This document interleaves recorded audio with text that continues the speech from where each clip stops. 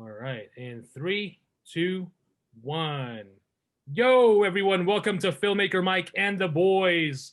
This is the first episode of 2021. Joining me tonight is Sequestered Jester, Hey, everybody. I'm back. Pinhead, What's up? and of course me. I totally forgot because I'm used to having I'm used to saying Pinhead and Kuya, but of course Kuya is not with us tonight. He is on his way back from Colorado. Nice vacation. Colorado? Yeah. Wasn't So it he's Dumb not and here. Dumber where they mentioned when they, We're in the Rockies. yeah, Aspen, and he was like, what did he say? Like Aspen, California, or something like that?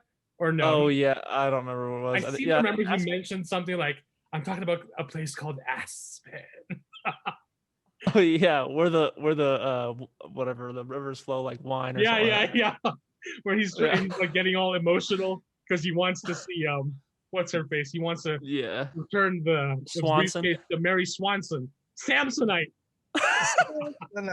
Oh man, it's been a while. I need to see that again. Such a good movie. Yeah. So yeah, thank you guys for joining us. If anyone's joining us, because we actually took a nice 2-week break, and ever since we started, we launched the podcast. We haven't taken a weekend off, so we actually didn't plan on it. We were just thinking, oh, we'll take one weekend off during Christmas and for the holidays, but then it just ended up being that, let's take 2 weeks off. Why not? And then of course, everyone who was waiting for a new episode was like, oh, they finally quit. Good riddance. Yeah, I was gonna say I don't even know who'd be waiting for a new episode, but okay. I know, right? So, but yeah, 2020, the year that was 2020 is finally over. How was the holidays, by the way? It's pretty good. I mean, I was pretty. I mean, I just stayed home. I didn't do much. I've been watching SMALLVILLE. That's what I was doing. Nice. I didn't video it like your awesome video of Man of Steel, but I will not lie. I was watching SMALLVILLE, and the theme played right when it hit midnight. I'm not even joking. Oh, nice. Yeah, so I was like, oh snap! And then to watch or to see that you were watching Man of Steel, I was like, oh man, all right. Yeah. Great. So for those of you guys listening, a lot of, and I have to give credit where credit is due. I first heard about this whole like midnight thing. Instead of course, it's tradition to, like, for us at least, for my family, we'd always, ever since we migrated here in the U.S., at least here in Nevada, it's not legal to have fireworks or firecrackers. You just watch it on TV. You just watch the fireworks on TV. So in the Philippines, you could just buy all the fireworks and you've pretty much like light it up outside your house. Shoot it at your neighbor. Yeah. So that's why when we moved here, it was like, it was really quiet. I'm like, this is boring. But so it took some getting used to. But yeah, so we would just watch the Times Square ball drop, at midnight. But so years ago when I started listening to Rebel Force Radio, they weren't even called Rebel Force Radio then. But if you're a Star Wars fan, you guys got to check out Rebel Force Radio. It's a great Star Wars podcast. Everything Star Wars, of course, but so much fun and great to listen to Jason and Jimmy Mack. So Jimmy Mack started this thing where he would watch Star Wars A New Hope, and he would time it. At a certain time, he would start watching it. By the time Luke fires his proton torpedoes and the Death Star explodes exactly at midnight. So he started that. He had it timed. I can't remember if it was, I think he started on VHS or DVD, one of those. And then, of course, there's a different time for like the Blu-ray, and there's of course, now also for Disney Plus. And then, of course, it caught on. A lot of people have been doing it, not just for Star Wars A New Hope. People have done it for Force Awakens when the Starkiller base blows up. People have also done it for Return of the Jedi. Jimmy Mack also did it for Return of the Jedi, which the Death Star 2 blows up. And then now, of course, in the last few years, we got Avengers Infinity War. So, but of course, it's kind of bleak to have to start off a brand new year with Infinity War and Thanos snapping and like killing like half the population off. So I did see Iron Man. Yes, he snapped, and With they, like Endgame. I saw a big crowd. Yeah, so I saw a Yeah. big crowd were like celebrating New Year with the snap that Iron Man Yes. did. Yeah, I So- saw that one. And then some people went way overboard, and they have like 4 or 5 different laptops, and there's episode 4 playing, episode 6, Force Awakens. I think they did it. I don't know if they did it for Last Jedi, or I think they did it for Rise of Skywalker. And then there's Avengers Endgame. It's crazy, but I'm like, you need to focus. So I figured, like, I was talking to Pinhead. I mean, it's too much, right? I mean, can we just focus on that is a little overboard. Yeah, like, come on. I get it. People are like, you can do things like so many things at the same time, but like, shit, like, can we just focus on one thing? Like, pick something. So I was talking to Pinhead before the new year, and I was thinking, like, 2021 will be the year that we get Zack Snyder's Justice League, his Snyder cut, of course. So I was thinking, like, what can I do? And I just want to make it simple. I don't want to make it so complicated for me. I want to make it simple enough. So I was thinking, like, which Snyderverse DC movie should I do? I was thinking Batman versus Superman. Like, at what point? Like, when Batman says, "Well, here I am," and then that's when it's midnight.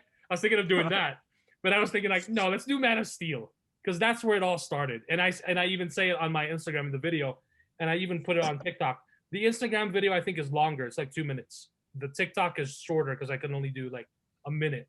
So I was thinking, like, I'm gonna do Man of Steel, because that's where it all started. If without Man of Steel, we don't get Batman versus Superman, we don't get Wonder Woman and all the rest of the Justice League. But now that's reversed because we're getting the Snyder cut. So I figured we'll start with Man of Steel because that's where it all started, and we'll kick it off. We'll kick off midnight 2021 with General Zod saying, "I will find him," like to Lara L. So of course, without Zod looking for Superman in that movie, you don't get, without Zod coming to Earth, you don't get the need for Superman without the invasion, right? There's no need for Superman to like reveal himself. So I was thinking, like, that will be the perfect thing to kick it off. And so I did. and I timed it. So that's awesome. Yeah. And I have to say, on a related note, seeing as we're on the subject and we're in New Year's Eve, I kicked it into high gear, and I made sure that I tried that Justice League drinking game to the fullest extent. And I'm telling you, it's a treat. It is a treat. I think I made the right balance of people being able to play a really good game for a very, very, very, very shitty movie. And yes, I can say that because to create this game, I had to watch it 8 times. Yeah. And that was hard for me because the movie's very flawed, but I did create a great drinking game. So it was awesome, man. It was just the right to where I was just buzzed enough toward the new year where I was like, all right, this is going to be awesome. So it worked out, man. I thought you were going to do that game that you suggested in the chat. That you busted. I'm not going to lie, dude. I was like, man, I'm kind of tempted to try that. That's hilarious. I was like, that's terrible, but it was funny. It gave me a good laugh. I couldn't resist. I had to, because everybody was putting out there, if you do this and this and this at this time, then at midnight you'll be able to. And everybody was. So I said, okay. I'm putting my own out there. So that's why I did that one. Yeah, no, that was pretty funny. I enjoyed that. Yeah, that was awesome. With a pop. Yep. Yeah. When I did the Man of Steel thing, I was trying to figure out, like, how am I gonna time this? So I checked it first, and I looked exactly at. I went to HBO Max. We're not sponsored, but hey, HBO Max. Maybe someday. Yeah. Right. So I timed it from the start to when I basically skipped forward, of course, and looked at when Zod says his final because he says I will find him a few times, but his best I will find him when he like screams and like gives it his all is at 16 minutes, I think 47 seconds. So I just started. So what I basically did was I read a timer. I used, oddly enough, Instagram. There's a countdown timer you can post in your story. So I was like, when it's 16 minutes and 47 seconds to midnight, that's when I start the movie. So I did. And it went exactly at midnight. So I was just like, oh my God, this is awesome. Yeah, I was like, your excitement was off the charts. I was like, oh man. Yeah. Because like, how long did you practice trying to do that? Yeah, just once, and it worked. It worked beautifully. So last year, I do want to mention, last year, I tried with Revenge of the Sith. The thing to do there is Obi-Wan jumping down, and surprising Grievous and saying hello there right at midnight. I tried that for 2019 to greet 2020 with hello there, and I missed it by like I think 10 seconds. Oh, okay. I was like, I missed it. But at least this time I got to try it with something else with Man of Steel, and I was like, oh my God, this is awesome. Oh, speaking of Zod, I know I'm taking a left turn here, and then we'll come back. But so I'm watching Smallville, and the season 5 finale, they brought Zod back. Yeah. And do you remember all this, right? Do you remember all that? How it went down? Most of it, yeah. Okay, so this was the only thing of the show I haven't liked so far, is that they did a cop out and then they made Lex Zod. Yeah. Lex, his Zod spirit inhabited Lex. I'm like, oh, come on. Because the guy that was playing the Kryptonian android, I thought he was Zod for a period of time, and I'm like, this guy's right? What's his name? Yeah. James Marsters, I think. The actor? Is that the actor's name? If I'm not mistaken, it's James Marsters. He was from Buffy. Okay. He played Spike. Man, he was fantastic, dude. Oh yeah, he's awesome. He's awesome. I thought he was Zod for like the longest time. I'm like, this is great. This guy's great, And then when they did Lex, I'm like, oh man, this is lame, dude. But yeah, I just wanted to, kind of like the parallels there, because I was watching that finale around the same time. I do remember that when Zod took over Lex's body, I loved it. I love that. Yeah. Because I thought like as far as like Lex Luthor and Superman, in the comics, the cartoons, wherever, even the movies, the only way he's able to match Superman is just wits, basically. That's his strength, right? So the only way he can go toe-to-toe physically against Superman is usually by getting into like a battle suit of sorts with kryptonite, to weaken Superman. So I thought that was a cool twist, because now that Zod inhabited Lex's body, like he can go toe-to-toe with Superman. And the fact that Clark, of course, with Smallville, you have that, this is the 5th season, and you have that built relationship of Clark and Lex being best friends, and then having a falling out, still not 100% trusting each other, and now they're fighting. But Clark knows, like, yeah, this is Zod. This is the guy who was responsible for my father's death, but I can't really kill, of course. Yeah, I can't kill Lex because, it's Lex kind of thing. Yeah, like I got it, but like it was just hard because we've only had 2. I'm sorry, go ahead. You didn't like that portion of the storyline? I just didn't like that they didn't pick somebody to play Zod separately, that they made him a spirit to inhabit Lex's body. I see what you're saying. Right. The build up was fantastic. I was excited, but when they went that route, I was like, yeah, because like it felt cheap, huh? Yeah, I felt cheated out of, like, because it was like a buildup of a season and a half where they're just edging you the whole time, and then I get that, So I think. No, go ahead. Okay, so yeah, so my point was that like we've only, I'm sure we've gotten more, but to me, I've only seen 2 General Zods. That was the Christopher Reeve Superman. I don't remember that guy's name. He was great though. That's Terrence Stamp. Thank you. And then Michael Shannon's been my favorite. Is like, as much as like that movie, I didn't love Man of Steel, but man, General Zod in that movie was so good. Michael Shannon, I just love that guy as an actor. He's so good. So I was looking forward to another actor jumping into that role to see how I would like them, because as I've been watching Smallville, Rosenbaum, man, has been stealing Lex Luthor for me. Like, I'm like, dude, you're really, really good. Yeah, not to ruin it for Jester Mike, but isn't there another actor who plays Zod in Smallville? You know what? That's a good question. I think there is like there's a younger guy that like when they go to the Phantom Zone and like stuff like that, and like. So I don't know if he's there yet. He's already been to the Phantom Zone. Oh, okay, yeah. And then he came back from it. Oh, he came. Okay, I thought there was like a younger Zod. Like I thought there was a younger actor.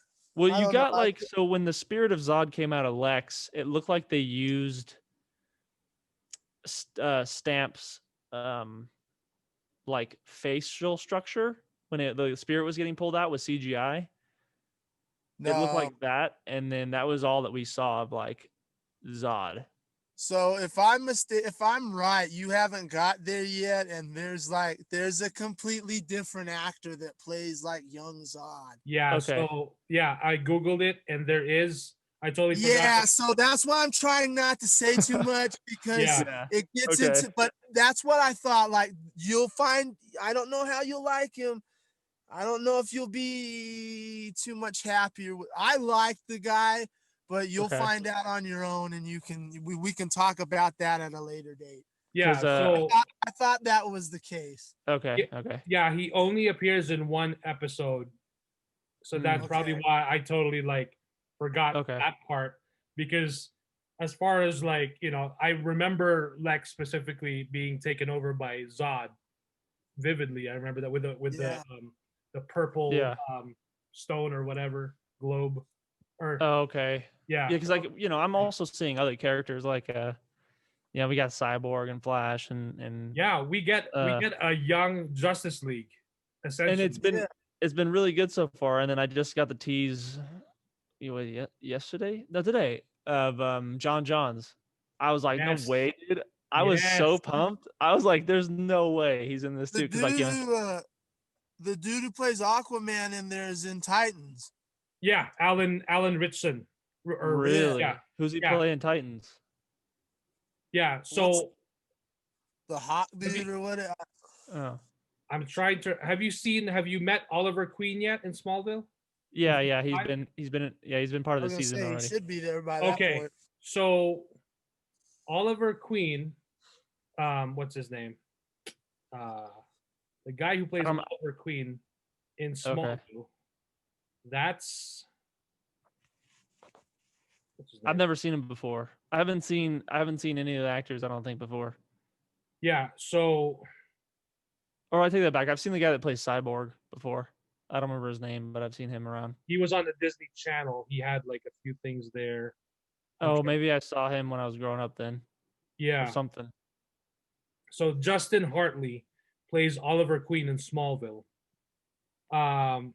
He actually played Aquaman in a pilot. They were trying to launch right around Smallville. They were trying to make an Aquaman show based on like kind of inspired by Smallville. And Justin Hartley, the guy who plays Oliver Queen in Smallville, played Aquaman in that pilot, but it never launched. So he ended up getting cast as Oliver Queen in Smallville. And then you have Alan Ritchson, who plays Aquaman in Smallville. And then he's now in Titans. He plays Hawk in Titans. Yeah. Okay. Yeah. Yeah, because Aquaman came in after the Flash, before Oliver Queen in Smallville. And then it was Flash, it was Aquaman, then Cyborg, then Oliver Queen, and then Oliver Queen stuck around and is sticking around. Yeah, he's gonna stick around until like the end of the series. Because yeah, so little trivia here for Smallville. So when Smallville launched, they really wanted to bring in Bruce Wayne to Smallville. But Warner Brothers was like, nope, we want to keep Batman for the big screen. Fuck your little show. Fuck your little Superman show. We're keeping Batman because that's our bread and butter. But I'm like, why the hell not? Like, and they mentioned Gotham a couple times. Yeah, I think also. So Smallville started 2001, and then you have Batman Begins in 2005.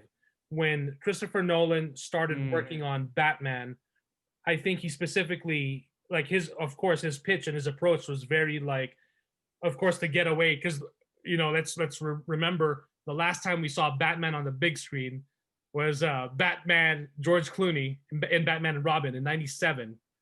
So for a time, people thought, and I'm sure even the fans thought, like, oh shit, this is it, Batman's done. That's the end. Yeah, but then of course it didn't even take 10 years.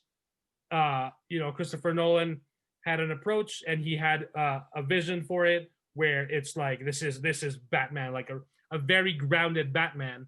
And I think he also, and part of that deal was basically telling Warner Brothers, like, hey, I'm gonna make this Batman, but this is the only Batman that will exist while I'm making it. Basically, he doesn't want, which makes sense now that you look back at it.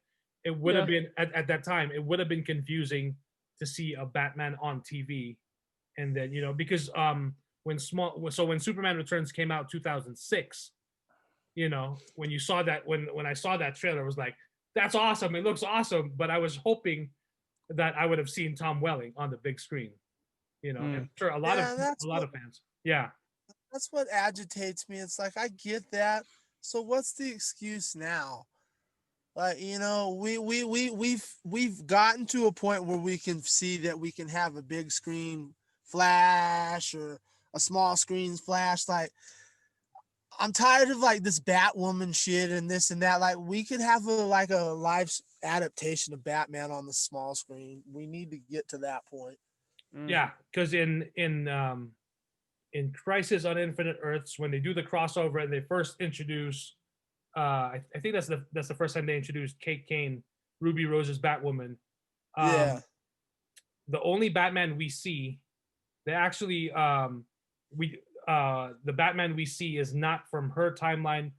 That Batman has disappeared. The Batman we see is what's his name from the animated series. Oh yeah. Kevin Conroy. So they actually let him play. They let him play Bruce Wayne, who was kind of like a darker Bruce Wayne, but not. He wasn't in a. It would have been awesome to see him in a bat suit. It really would have. Like, I want to see. I don't care what direction it comes from, because after playing that Telltale game, I see a lot of potential in what you can do with a Batman series if you did it. Right. Oh, are you talking about the Arkham series? And I get it. Oh, the budget. You don't have to have a huge budget to do a Batman series. You really don't. Especially when you get into the detective aspects of that, which a lot of people are craving, and they are hoping that the Robert Pattinson movie is going to be. Like, if you put it in a detective and put it like that toward that era, and like spent the big part of your budget on like certain parts of Batman fighting, it could work out. It could really work. You just need to get the right minds on board. Like, if you can do an Alien TV series like they're doing right now, there's no reason why you can't do a Batman television series. There's no reason. Well, I mean, they like Mike was saying, they could be just doing that, saving him for the big screen kind of thing. I mean, they tried a little bit with Gotham, but wasn't that mainly tied towards the villains, and it didn't really do well. I mean, to me, it didn't. That was trash, and you might as well say, well, they did it in the 60s with Adam West. It's like, okay, I guess. Yeah. But like Adam West, Batman, dude. That's just it's classic though. It's fun to look at that one. Yeah, because back then, and I say this because it's I hear it from Kevin Smith because that's the Batman he grew up on. For me, it's Michael Keaton, Batman 1989. So but yeah, I do see what Pinhead is saying as far as but I think now we're not gonna exactly get that Batman series, because we're getting a Gotham Police series on HBO Max, which is tied to the Robert Pattinson Batman movie. And I think what's his name is closely working on that. The director of Matt Reeves. Yeah. Okay. Yeah. So, but yeah, I think now, ever since they announced at DC Fandom that Michael Keaton will be appearing in the Flash, Flashpoint movie, and of course you've got Ben Affleck coming back. Now I think they're warming up to, yes, we can have multiple Batmen in one movie and more, like with all these other characters. But I think now they're slowly, and I think now they're really showing that they're embracing the whole multiverse of the DC universe, and that's why, like, because in that there's a Flash episode where Ezra Miller's Flash appears in front of Grant Gustin's Flash. Really? Yeah. And when that's right. That's right. When that scene happened I don't want to say last year, it broke the internet. Well, in a sense, it broke the internet. It trended on Twitter, and it was basically Jim Lee, who was a big part of that, who was instrumental in that, basically saying, you love DC? Well, because for the longest time, and to this day, there still is like this whole, the CW shows are trash. I only like the DC movies, or I only like the CW shows. I don't like something like that.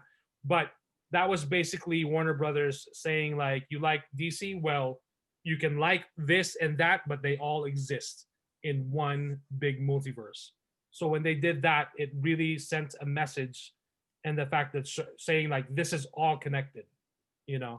So that really would be something if the DC cinematic universe did their Crisis on Infinite Earths with all the shows and the movies, and then that's what saved the cinematic universe for DC, like it did with the comic book. Now that would be kind of ironic.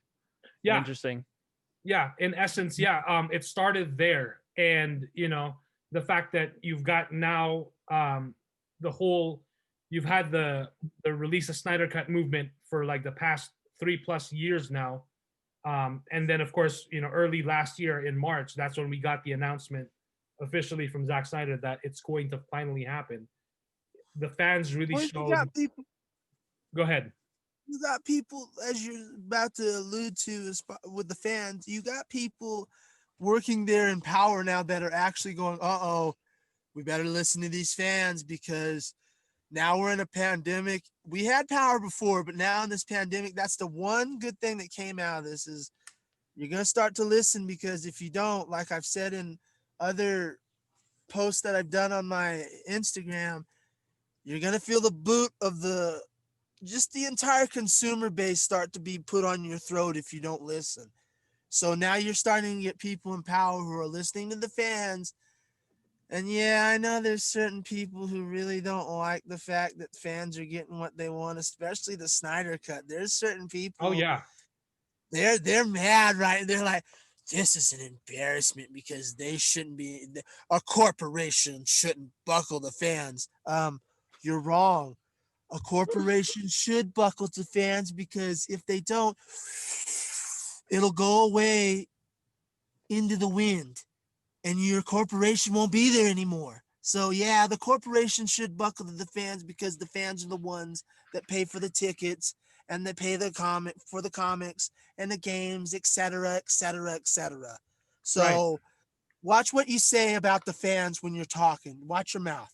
Right. Just watch your mouth. It's pretty much like the most recent example, of course, with the Mandalorian season 2 finale. Spoilers if you haven't seen it yet. Hopefully you have. Especially if you've been watching and listening to the show, you should have already. Right. When Luke Skywalker shows up, it basically, and it's going back to what I mentioned before. What's the best way to pretty much essentially heal the fandom and those wounds that were open from The Last Jedi, is to show the Luke Skywalker that a lot of fans wanted to see after Return of the Jedi. It was teased in in The Force Awakens. It was teased there. J.J. Abrams said in one of the behind the scenes videos for making The Force Awakens, he's like, one of the questions that I pondered what I was thinking about The Force Awakens was who is Luke Skywalker? And then when I heard that, I was like, wow, we're going to like the whole character dive of who is Luke Skywalker. But then when we watch The Force Awakens, I mean, you feel like, because I think that was part of Michael Arndt, who wrote Toy Story 3, who was writing The Force Awakens, one of the first early drafts. He was on board early on, and I think he was let go. I don't know if some of his elements in the story were used, but I do remember reading somewhere that Michael Arndt said that as soon as he introduced Luke Skywalker in the story, he just took over everything. And I was just like, I don't know about that. I mean, you could still, I mean, I'm not a writer. I'm only a fan, but you don't need to be. Huh? Yeah, right, exactly. You don't need to be. But then when you look at how George, especially in this scenario, right? When you look at the original trilogy, and you have, of course, Luke Skywalker, it's mostly his trilogy. But when you hear George Lucas talk about the original trilogy, he mentions that it is Darth Vader's trilogy because it is his redemption. Though, it doesn't feel like it doesn't look like it upon first glance, but when you look at it on hindsight, yeah, it makes sense. I always thought like there was a way, like there was a different approach to it, where you could have introduced Luke Skywalker in The Force Awakens, and we could have gotten the different. But anyway, moving forward go ahead. And just real quick to finish it off, and that's why a lot of people do not like him, because he did the same crap with Star Trek too. He did we're going to do a character dive into Spock and Kirk and Bones, and and then just stop. That's why I want him taken away from these franchises and put in back to where like he's doing genre stuff, but of his own, like Alias and Lost and stuff that. His own IP. Stay in your lane, please. Just stay in your lane. Yeah. So going back to the Mandalorian reaction of seeing Luke Skywalker, it blew up the internet. I mean, fans everywhere. You see reaction videos, which I guess is a perfect segue to our next topic. Yeah. But I do want to mention before we go there, Mark Hamill himself. We didn't see anything like this during the sequel trilogy, as far as I can remember. No, you're correct on that. Yeah. Well, and I'm specifically talking about what Mark Hamill tweeted. So, and then a lot of people were saying, like, of course, after that episode of the season finale of Mandalorian, a lot of fans are like, yeah, they're erasing the sequel trilogy. They're rebooting the universe. And I'm like, no, you can't do that. They're not going to do that. You don't need to do that either. No, right. That's not the point. That's not the point, and you don't need to.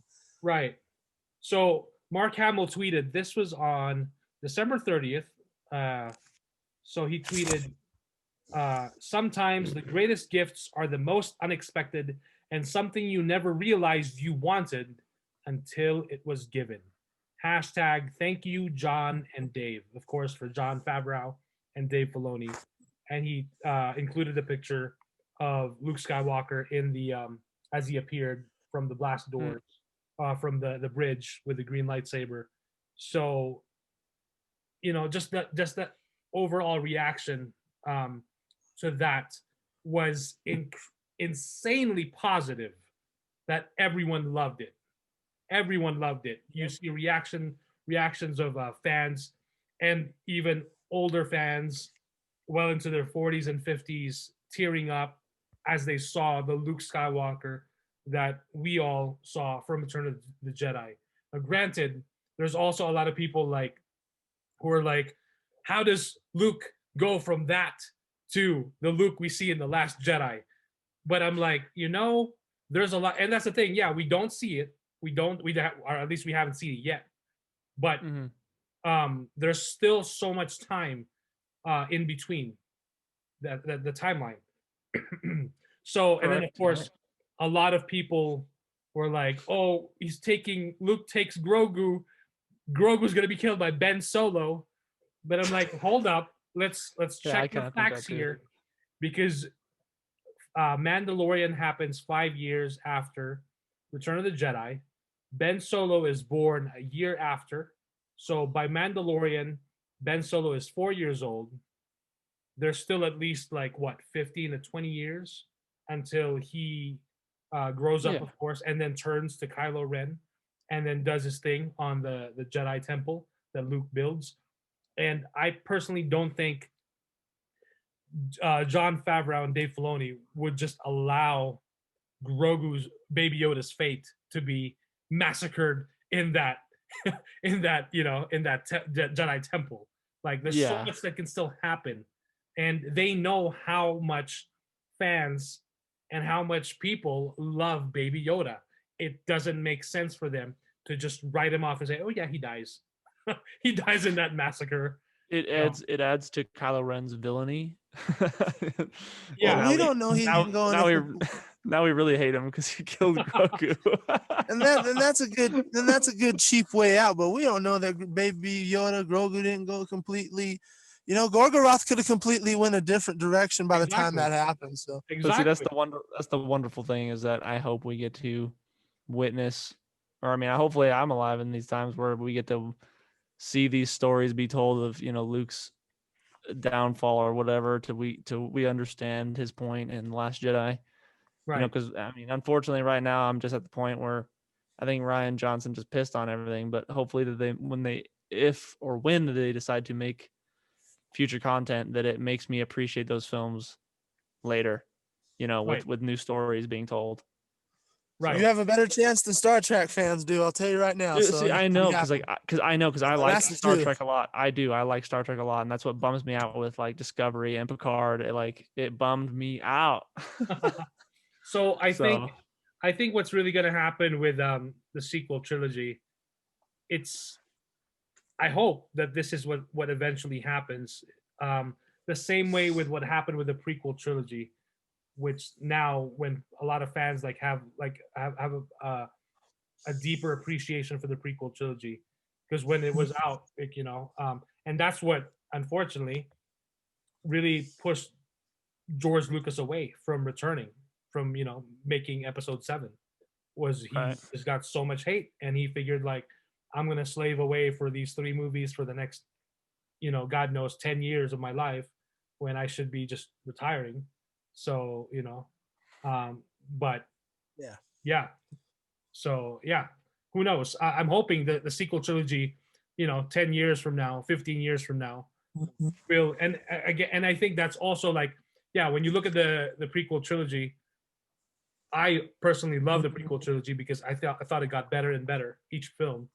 But then of course 3 years later, after Revenge of the Sith 2005, in 2008 we got the Clone Wars, and it just started. That was just the beginning. But now when you look at the Clone Wars, all 7 seasons, it adds so much more depth and story to the prequel trilogy that I think it makes it even richer.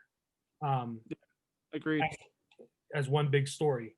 So I think, they have a great opportunity with The Mandalorian, and of course with the 30 dozen shows that we're gonna get. Yeah, seriously. Tidal wave of content coming. Yeah. Oh. So yeah, I guess that all this Luke Skywalker talk and Mandalorian talk will be a good segue to this next topic that we have. So Star Wars Theory, if you guys are not familiar, he's got a pretty awesome YouTube channel. He does these read-throughs of comics, and then he also has his own theories on like deep dives on characters, which I think is awesome. And then he also did a fan film, a Vader fan film.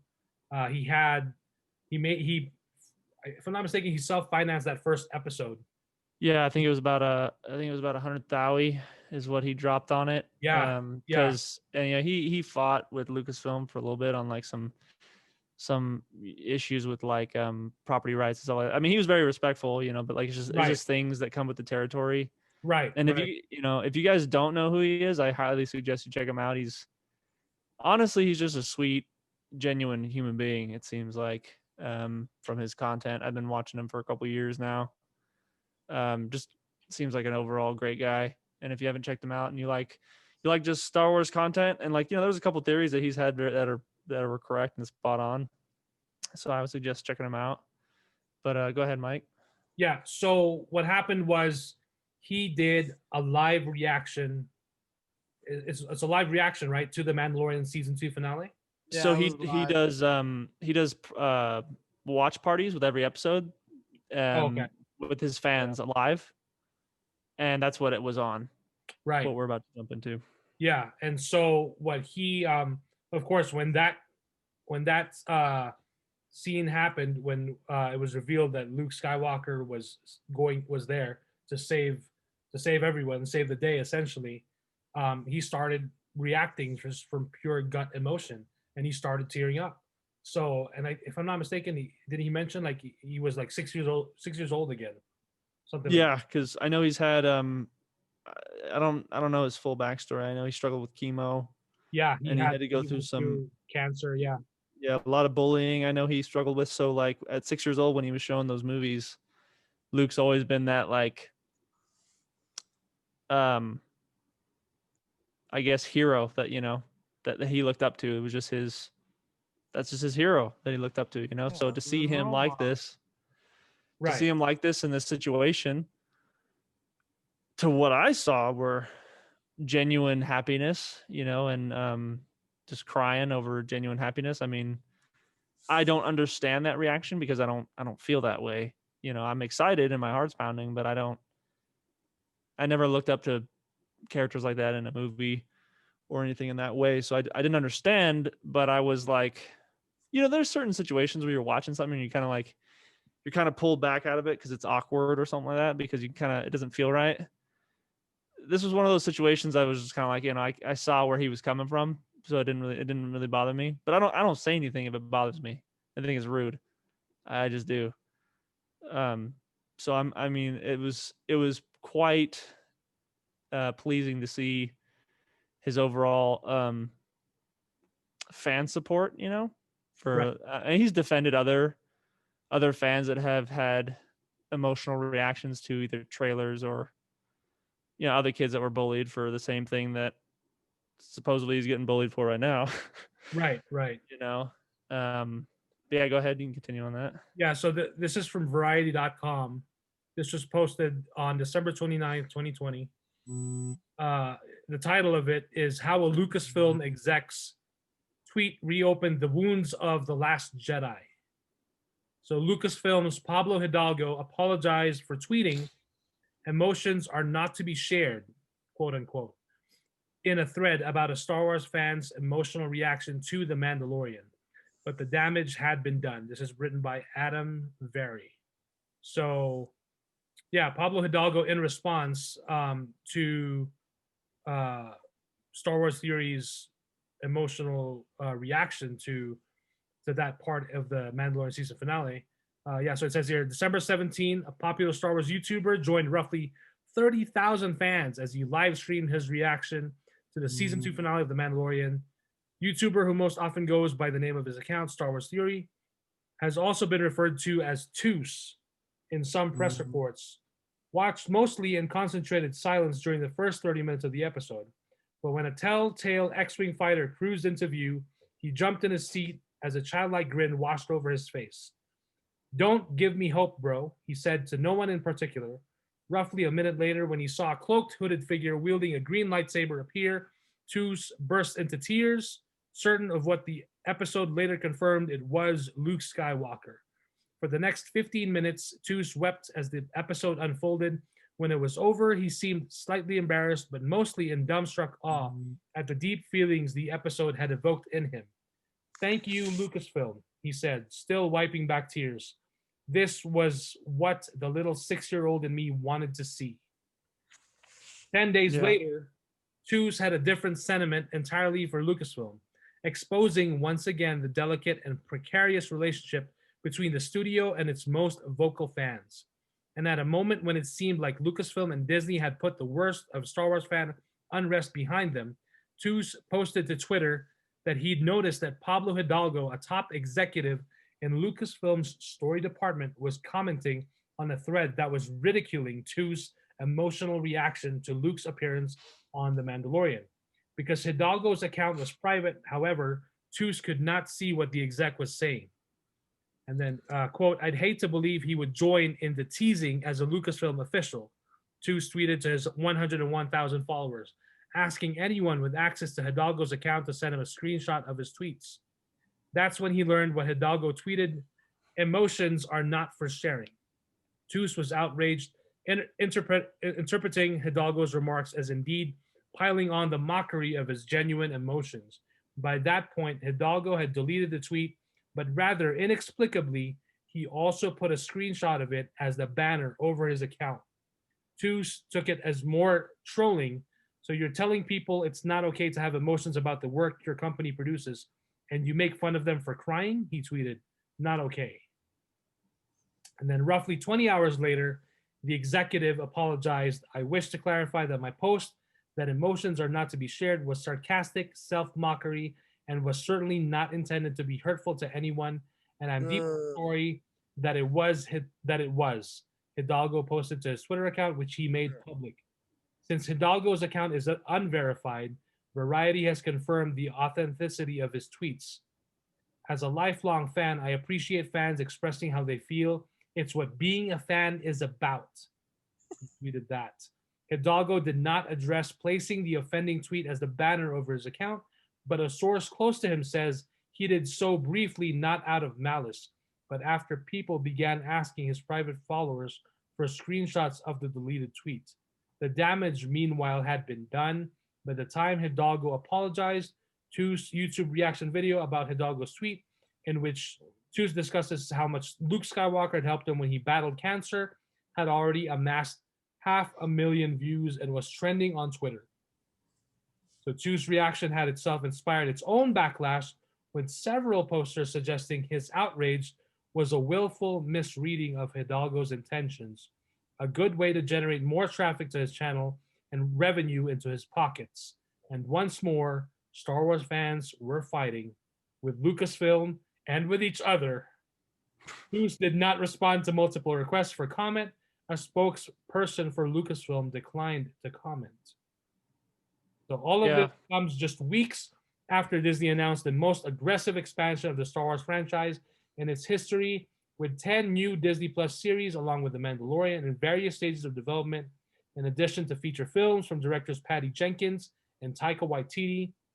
The news was meant to capitalize on the near universal goodwill engendered by The Mandalorian, which has single-handedly helped to soothe the profoundly fraught and virulent fan reactions to the most recent Star Wars feature films, especially Star Wars The Last Jedi.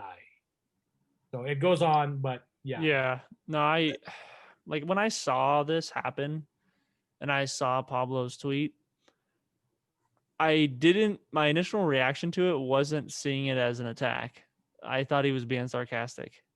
And, and I saw comments to his comment, and I have one of them here. One guy said, and I think he wasn't necessarily talking to Pablo, but to Star Wars Theory instead. He was saying, if you feel compelled to have an emotional reaction to Star Wars, by all means have one. Hell, I almost cried at Crate in the theater, and I've never cried at a movie in my life. But don't artificially recreate that shit for your millions of followers. And so, when I was seeing the comments to Pablo's comment, I was like, oh, I didn't think that Pablo's comment, his intentions behind it did what he thought it was going to do. So to me, I saw it, I think, as a sarcastic comment. I just didn't think it was an appropriate one. Or it was supposed to be a joke, but the joke sucked. You know what I mean? So it didn't work well. Right.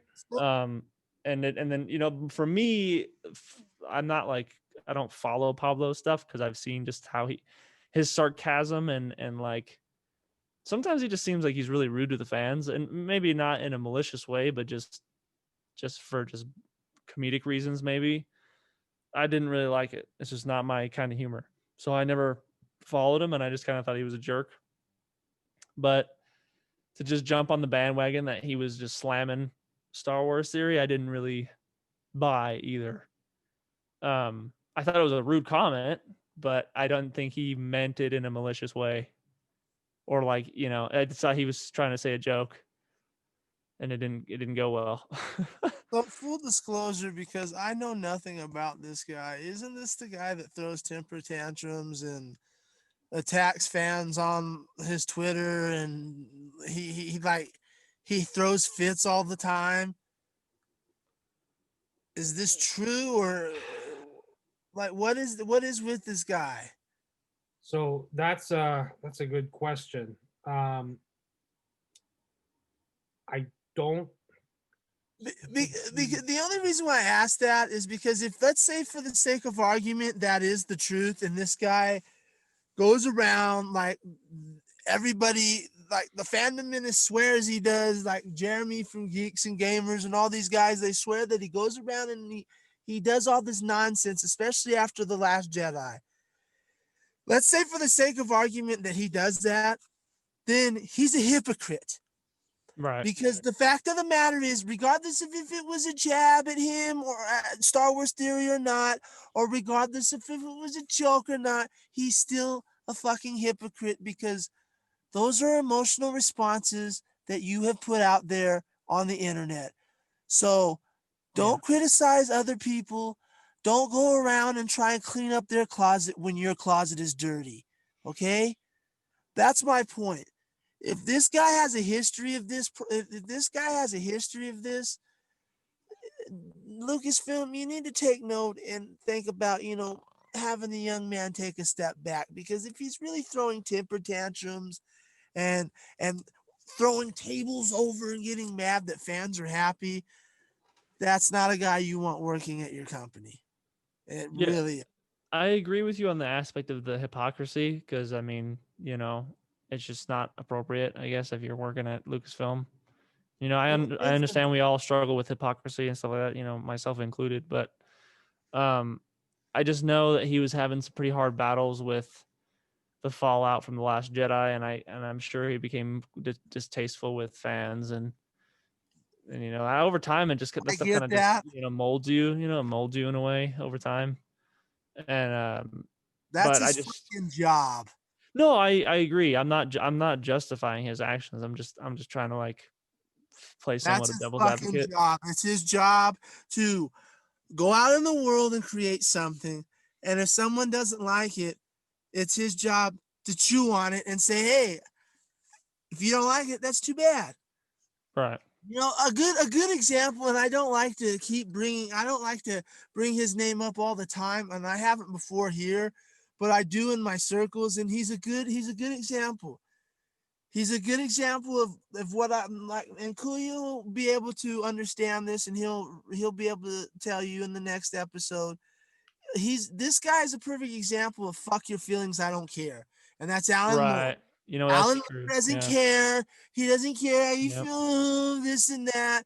If you don't like his work, kick rocks. If you do like his work, kick rocks. You know, and this guy just don't like nobody. But the fact of the matter is, he doesn't go out there and throw tables over and run over fire hydrants and swing at people with windmill fists and all his nonsense.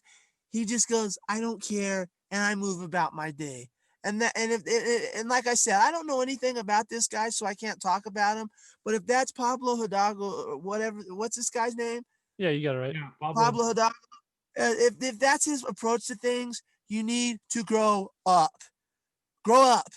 You have an amazing job that most people would kill for. Why are you crying about? Now, if he's not doing that, in his defense, you other people, if he just, for example, if the example of him being an outrageous prick is, well, you didn't like Last Jedi, kiss my ass. Or, well, if you didn't like The Last Jedi, I don't care. If that's your example, then you people on that side need to grow up, because if that hurt your feelings, then you got a lot of growing up to do. So that's why I say I need to know the facts first. And if this guy has a history of this behavior, he needs to grow up. Yeah. Otherwise, people need to get thicker skin. And I'm one of those. I don't get it. I don't get the bawling my eyes out at a character coming in and this and that. But hey, we all have different reactions to different things, and to like sit there and ridicule someone else's feelings toward what they feel is a little childish. What does it matter to you how that person reacted? It's none of your business. Yeah. It's none of your business. Yeah. Especially if they're if it made them feel like, especially if the person has kids and it made them feel like how their kids are, like, what business is it of yours? Grow up. Just grow up. Right. It's like my mom always told me growing up, you don't have anything nice to say, don't say it. Yeah. Exactly. I mean, How my grandfather used to say it, God rest his soul, you don't have anything nice to say? Shut the fuck up. Right. But of course, in a day and age where social media is running, apparent in our lives, and it's easy to just say how you're feeling, or it's one thing to say how you're feeling, and it's another thing to say, oh, your feelings are shit. Yeah. Yeah. Or even just say again, like, if you don't have anything nice to tweet, don't tweet it, I guess, is the thing. And I guess you could look at this you could kind of look at this in comparison to actors having an opinion when they're on a show or a movie, right? They can have their own opinion, they can have their own opinions, but here it's on the flip side. It's just someone working for Lucasfilm, someone working for the company who makes this content and is responding to a reaction to what they're producing as a company, you know. So that's kind of interesting that and I want to mention Jimmy Mack from Rebel Force Radio has more experience with what's happened with them, and some history of what's happened with them. But he has mentioned something like there should be a social media, I can't remember, policy or something with Lucasfilm, because some other stuff has gone down basically in the past. So I don't have exact tweets or anything. So he might actually have a history of this nonsense. Oh, he does. He does. Yeah. I remember seeing one of his tweets that, like, literally in parentheses it said, "Do not ever believe any of my tweets." You know what I mean? Like, I think it's just like, I'm not making a cop out for the guy. I'm just saying, I think that he's just a troll, and like that's just probably his personality. You know, I don't think I just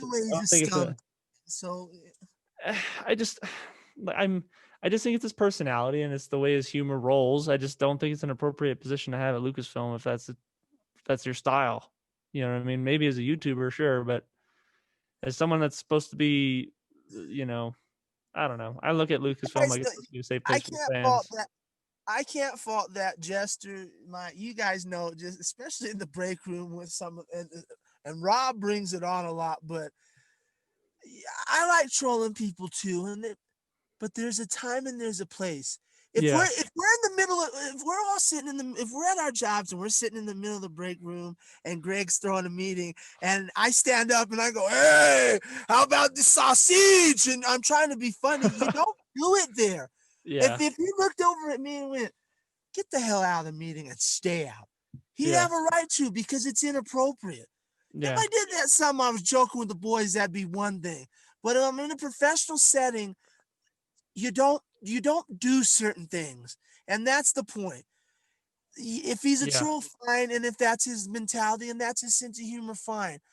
But there's a time and there's a place, and especially if you're talking about someone having a positive, mind you, not negative, not ho-hum, it was a positive emotional reaction toward your company, because you, for all intents and purposes, I'm sorry, but for your spokesman for that company, and for a person to have that kind of reaction toward your company, and your response is, emotions are not, like, you want to be funny guy.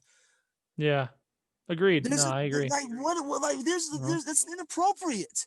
Yeah, Agreed.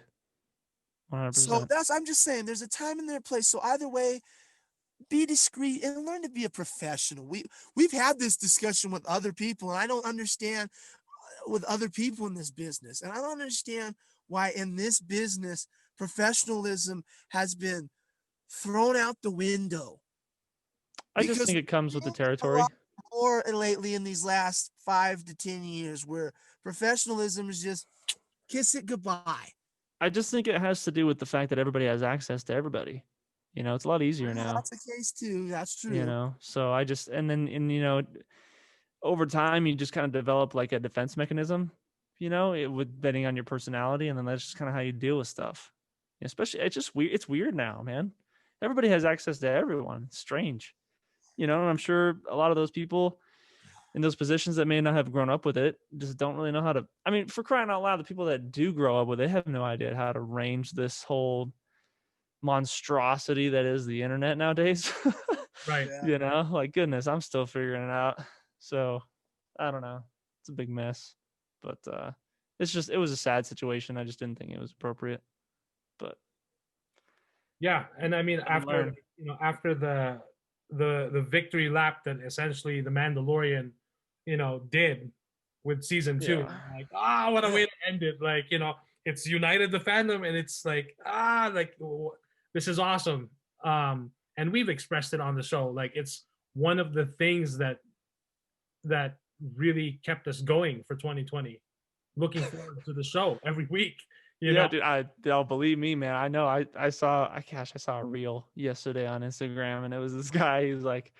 He's like sitting down to watch The Mandalorian, but you just realize it's over. Like, oh man, I saw that on your feed. I was laughing. Yeah, no new episodes.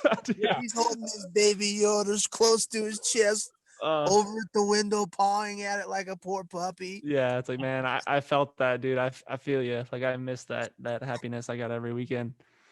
You know. Yeah, I imagine that was you, Jester, just sitting there with a tear rolling down your eye. Oh yeah. Yeah, and I mean, your wife having to cuddle you to comfort you. Oh, are you kidding me? She's crying like right next to me. She's missing episodes. Even my pop, dude, he texted me. He's like, "Hey man, so the next episode's gonna come out after Christmas, right?" And I was like, no man, that's it for the season." And he's like, "What?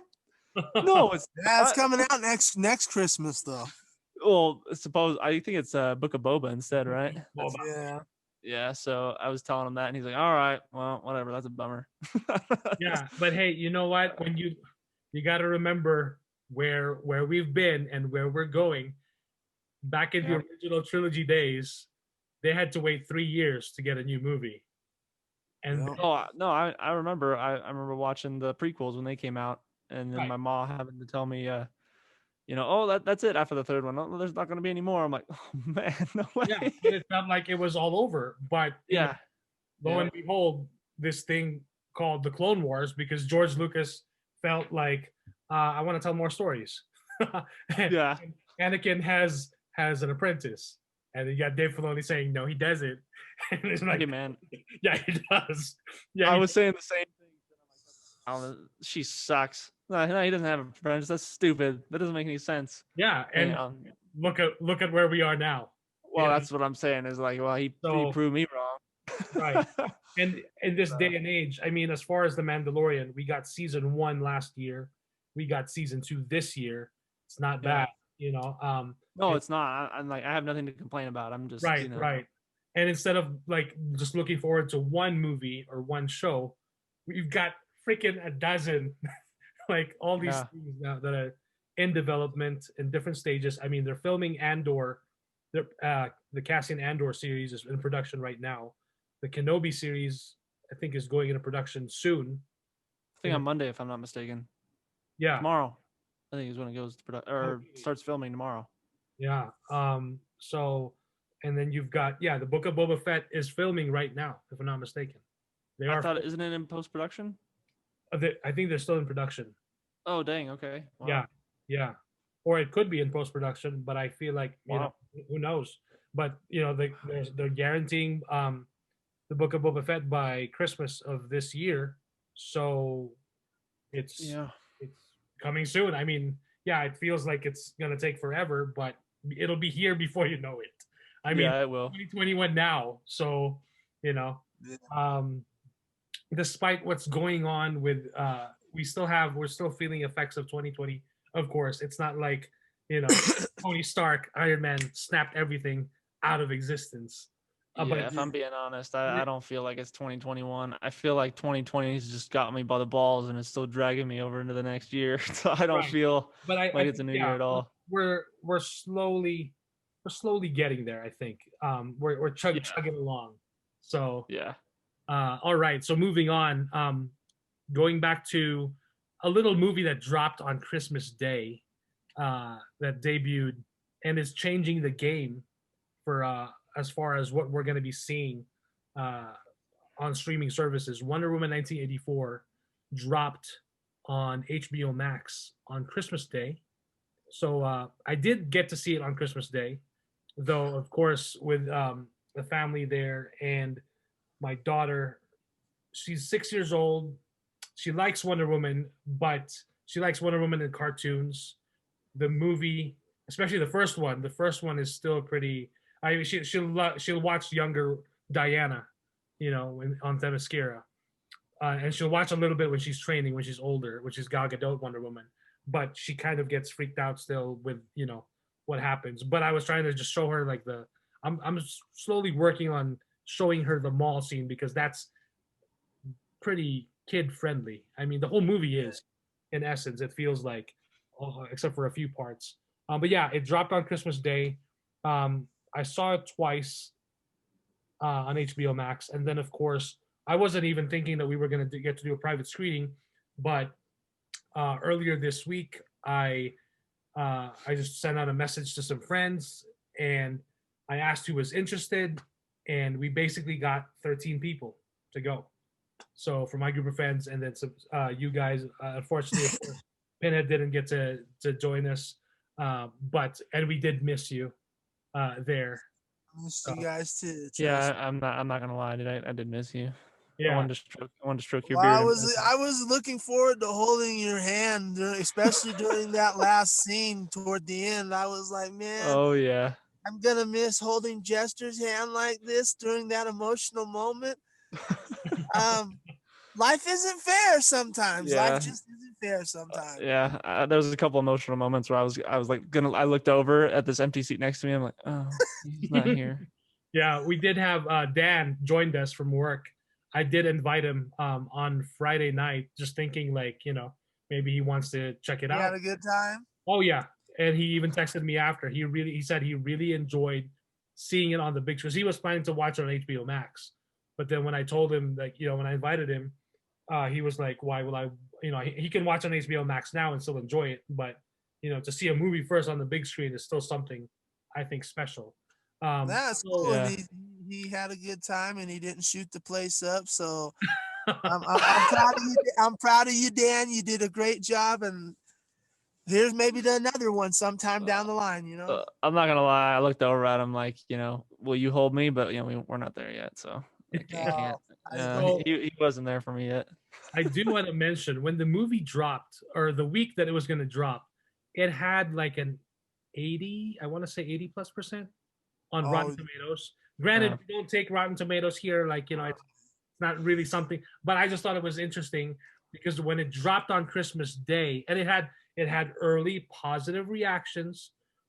When it dropped on Christmas Day, there was a disturbance in the force because I was like, this is Christmas 2020. And as Christmas, and of course the 26th, 27th went on, there's just vicious and violent, not violent, but like very polarizing reactions to Wonder Woman 1984. There's some ridiculous ones too. Yeah, a lot of people were just straight up trashing it and dragging it as if 2020 didn't do enough. Right now. Yeah. Go ahead. Not sorry to interrupt you, but I'd like to get this out right now because this is patently ridiculous. You can have your opinion on the film, and that's fine. But for all you people that really mean this, and you trolls out there, the people that are saying that this movie is worse than Daredevil and the Green Lantern, It's so ridiculous. Just stop. Just knock it off. I've heard people, and I've heard someone that one of my friends that I really respect. He's like, this movie was so garbage. You could have put Thor: Dark World, Daredevil, Elektra, Catwoman, and Green Lantern all in the same space, and you would still had a better time. I'm like, what are you talking about? Right. Like, I don't know about that. Yeah, agreed. we're going over. Like, if you didn't like it, that's one thing. I had a problem with the film too. I think it's a complete mess. But to say that it's worse than these films that everybody has agreed on, even the people that don't, we've all agreed that these movies are garbage. To put it in that area is just ridiculous. Yeah. A lot of people were just like not showing any mercy at all. And I get it. Like, but to call it the worst movie ever, I'm like, what? Yeah, like, talking about? Like, well, I kind of get where everyone's coming from. I mean, for crying out loud, it's like what the only movie that came out this year other than Tenet. So everyone's just like, we got to have something to piss on this year. 2020's been crapping on us the whole time, and we got a movie to crap on now. Oh, Wonder Woman. It's like, come on, guys. Like, do we really have to do this? Like, it's like, look, yeah, like Pinhead was saying, I have a couple issues with the movie, but I would not put it in the territory of Green Lantern and Ben Affleck's Daredevil. I mean, I don't get it. Catwoman either. Like, when you're putting it in there, no, right? Yeah. Halle Berry's Catwoman, you're smoking some major crack rock right there. Right. And by the way, that's ridiculous. That's ridiculous. Right. Yeah. And by the way, we're talking about Wonder Woman 1984, but this is not our review like with spoilers just yet. We will save that for when Kuya joins us, because I definitely want to have his opinions as well. And I will clearly say, like, I'm biased. I'm a huge DC fan. I liked it when I first saw it. I watched it again, and I liked trying to see like what people were struggling with. And I get it. Yeah, the movie's not perfect. It has its own mess, but and there's things that to me made sense. I mean, one of the reactions that I saw, or not one, but a lot of it, people were saying, like, on social media, on Twitter, on Facebook, you name it. A lot of them were saying, like, it's so cheesy. And I'm like, it says it in the fucking title. It's Wonder Woman 1984. Exactly. Like, you're in the 80s. It is supposed to be cheesy because it's set in the fucking 80s. Yeah, exactly. Like, people, that's how it was. People were so high off cocaine. They were like, yeah, let's like that's the way it was. Like, you can ask your parents. They'll tell you. Right. That's that portion of the movie they got right. For you, if people out there complaining about it, you're complaining about something that Patty Jenkins as a director actually got right from the era. That's not my complaint with the movie. Yeah. I just I don't. The point of it being cheesy, and then they said the entire movie. I didn't think the entire movie was cheesy. I just think the mall scene was cheesy. That was the only thing that I was like. But in my mind, I was like, oh, that's what she's going for. Okay. Right. And then once it got past the mall scene, I was like, okay. And then it wasn't cheesy anymore. Right. So I just think it was the style that she was going for. I don't think it was like a mistake. I think that's what she was trying to do. I didn't really agree with it, but it was okay. It's fine for the movie. Yeah. And some people were even saying, like, they were comparing Wonder Woman 1984 to Captain Marvel. And I'm like, no, because there was moments in Wonder Woman where I was like, man, she's really cool. And, and like I really liked her character. I just scenes, and she's literally saving everyone. Like, she's saving people. There is no blood. There is no, and I think that's what Patty Jenkins was also going for. It's set in the 80s. It's a trip, and she's pretty much said that she's a huge fan of the Christopher Reeve, Richard Donner Superman film, and that's why even in the first Wonder Woman film, we get a tribute to Clark Kent, that Christopher Reeve Clark Kent, because when she goes to London with Chris Pine, with Steve Trevor, and they finally get her like an outfit to be less conspicuous. She has that hat and that dress, and she puts on the glasses like Clark Kent. And then there's that there's that alley scene where these spies, these German spies, are like after Steve Trevor, and then she even like she starts blocking the bullets with her with her gauntlets. Like it's a tribute to Christopher Reeve and Lois Lane in that scene where they get held up by the robber, and he pretends like to pass out, but he catches the bullet. Yeah. So, but yeah, some of that, like, I get it. Like, yes, there could have been more. There could have been definitely more '80s music in the film. Mm. And after seeing it last night for a third time with a private screening, I now see where some '80s music could have been inserted. But as far as the Hans Zimmer music, I loved it. I absolutely. Yeah. See, I wasn't even missing the '80s music. Neither was I. I was about ready to say, I'm glad they didn't. I'm glad they scaled Really? back the 80s music Interesting. because there's some people, and it happens in Stranger Things. It's happened, and this is why I'm sick of this decade, and we need to move on. Is because some people, we get it. You're in the 80s. We get it. We get it. We get it. And this is one thing that Captain Marvel's egregious of for their decade. It's just hammering in the fact we're the 90s. We're here. We get it. And overdoing it. That's why I'm glad Patty didn't do that. Right. Because, and these comparisons with Captain Marvel, well, I don't get them because I'll tell you right now, I've seen 84 6 times. Wow. I've only seen Captain Marvel once, and I own Captain Marvel. So you tell me if it's actually the same And you movie. own Captain Marvel? Wow. Yeah. So don't give me this nonsense that it's like Captain Marvel because it just stop. Like her charisma blows Brie Larson's entire career off the map. So just in this movie alone. So I don't want to hear that garbage because I've only seen Captain Marvel once. I've seen 84 6 times. So yeah, that's the thing with that comparison because, or even any of the other comparisons they were making to other movies. The thing that this movie had that that the first movie had was it had a sense of heart and like, you know, I'll be honest, I wasn't really thrilled with her being casted as Wonder Woman, Gal Gadot.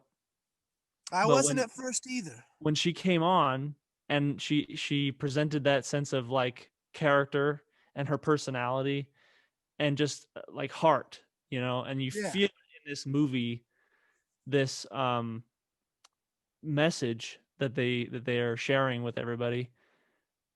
I feel that, you know, and I feel what the characters feeling. I didn't feel anything in Captain Marvel. Neither did I. What I felt was uncomfortable in my theater seat because of just certain situations where I was like, I just had to take a step back and be like, that was weird, you know. But I never felt that way in Wonder Woman 84. I felt and we're not gonna spoil it, but there's that scene in 84, and me and you talked about it at work, Jester. That scene that almost got me to like, you know what scene I'm talking about. I know exactly what you're talking about. She has to stand on her own and she finally floats or whatever you want, you know, we'll get to that. But that scene, that one scene in 84 is more powerful than the entire arc of Captain Marvel altogether. Yeah. That is for damn certain. And see, that's something that movie did was that Brie Larson is so wooden that you go, okay, a plank of wood from Lowe's Lumber or Home Depot's Lumber, whatever. Like, I get it compared to someone who at first, and that's why I didn't like the fact that she was casted as Wonder Woman, because at first she couldn't act.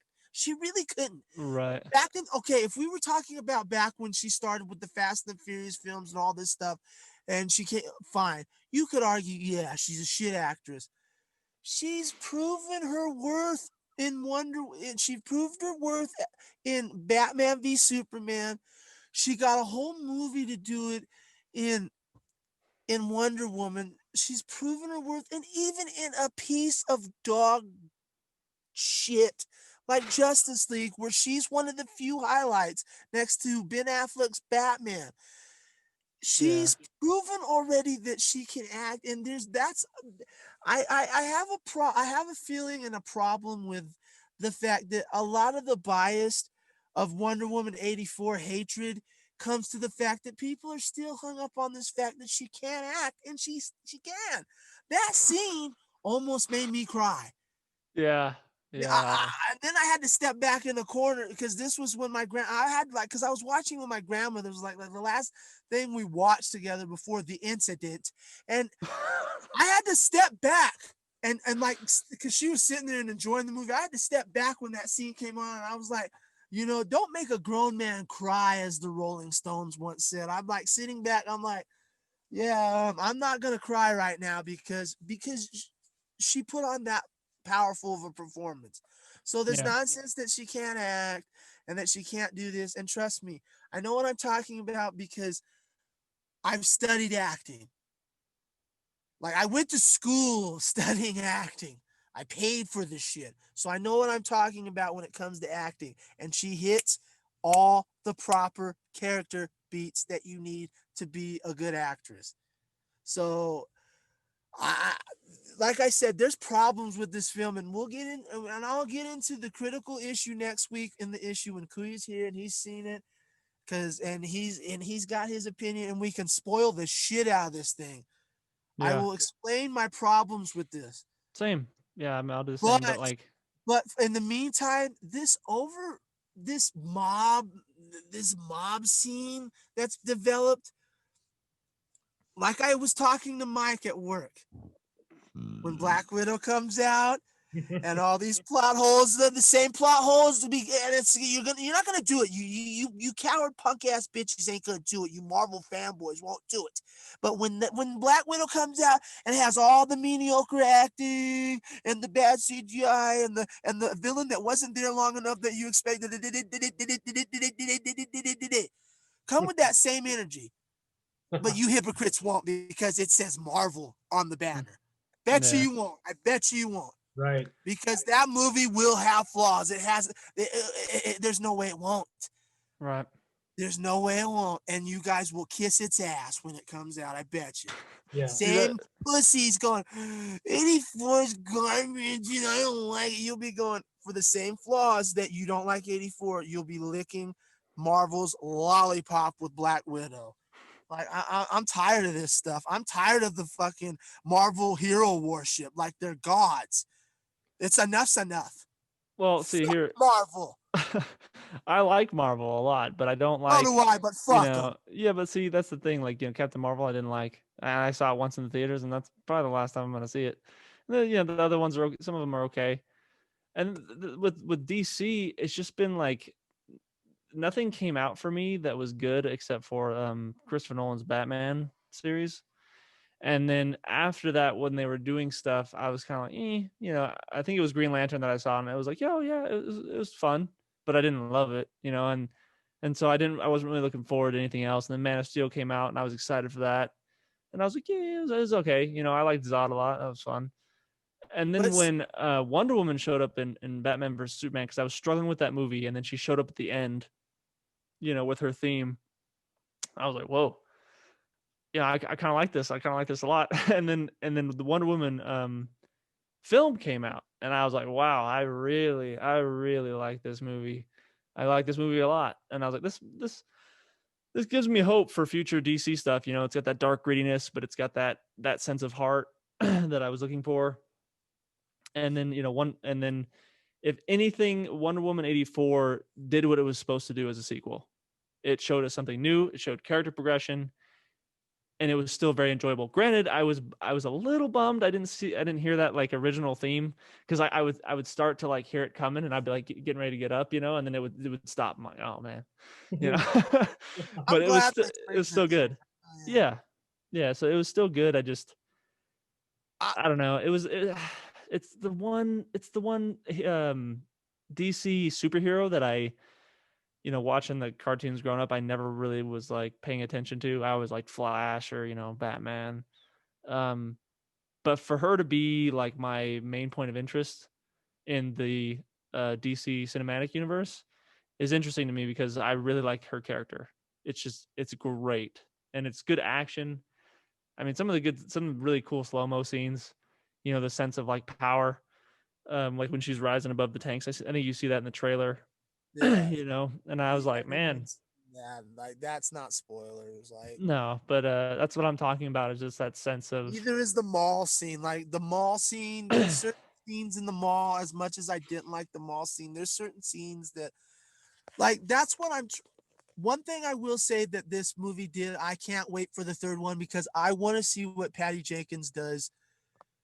But we need to control it a little bit. That's all I'm saying. We need to make it extremely like robust and big blockbuster, but we need to control it. You know, if that makes any sense, there's a way to explode the bomb while controlling it in a certain area instead of just blowing us all up. And that's what I think. That's what I feel like with 84. Like Patty got control this time. Because in the first one, this one she's writing, she's directing. She didn't have that control in the first one. People didn't even want her doing it. Yeah, and I was like, nah, she's gonna do great. She's gonna do great. I'm telling you, this woman is brilliant. And she proved me right. With this one, she's gotten a lot more control, and with great power comes great responsibility, Miss Jenkins. That's all I'm telling you. And that's what you need to realize with the third movie. As much as I didn't enjoy this one as much as I did the first one, I still have as much, if not more, confidence in Patty doing a third Wonder Woman film. I'm looking forward to it. Yeah. I really am, because I think she's brilliant. I think she can tell stories.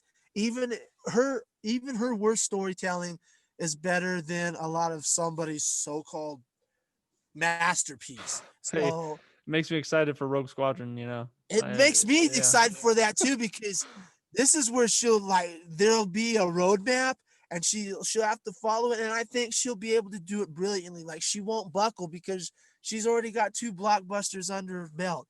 Yep. So it makes me excited for that Rogue Squadron too, because she is a brilliant, I can't say enough great things about her. She's a brilliant, brilliant artist, and you ain't too bad looking, baby. So the fact of the matter is, I can't wait to see what she's does in the future, because she's phenomenal. We need more like her in Hollywood to make original good stories. I just had like I said, we'll get to it next week.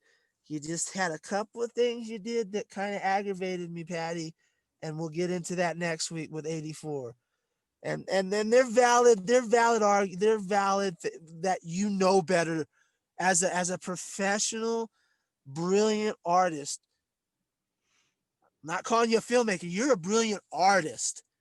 You know better than the things that you did that pissed me off with this film. So, but we'll get into that next week.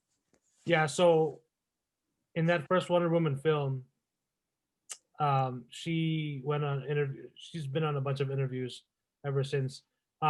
She mentioned that Warner Brothers studio execs wanted to cut out that sequence in the first film of the No Man's Land sequence. Yeah. What? No way. Yeah. Stupid. So that was the best part. That was great. That's the defining moment of Diana really becoming Wonder Woman. So imagine if she buckled down and she just let him have at it, and they cut that out. I don't think you get that first movie, as powerful as it is today. Agreed. Yeah. And then in this movie, this one is like 2.5 hours. It's pretty late. Well, it's 2:20, ain't it? Yeah, something like that. So yeah, it's there's a lot in it. Another thing that I saw, I was like, man, some people are just looking for something to complain about. So in that mall scene, you see a lot of, the 80s vibe, of course, that gets you like in the 80s because of that mall scene. There is a panning shot of an arcade, of kids playing in an arcade.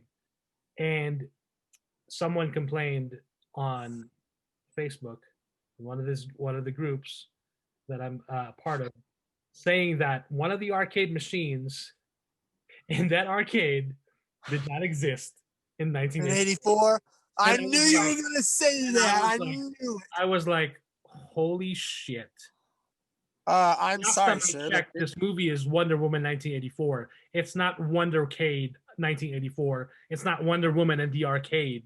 Like, if you're look, and I get it, attention to detail, but it's not like Wonder Woman walked into the arcade, put in some quarters, and started playing a game.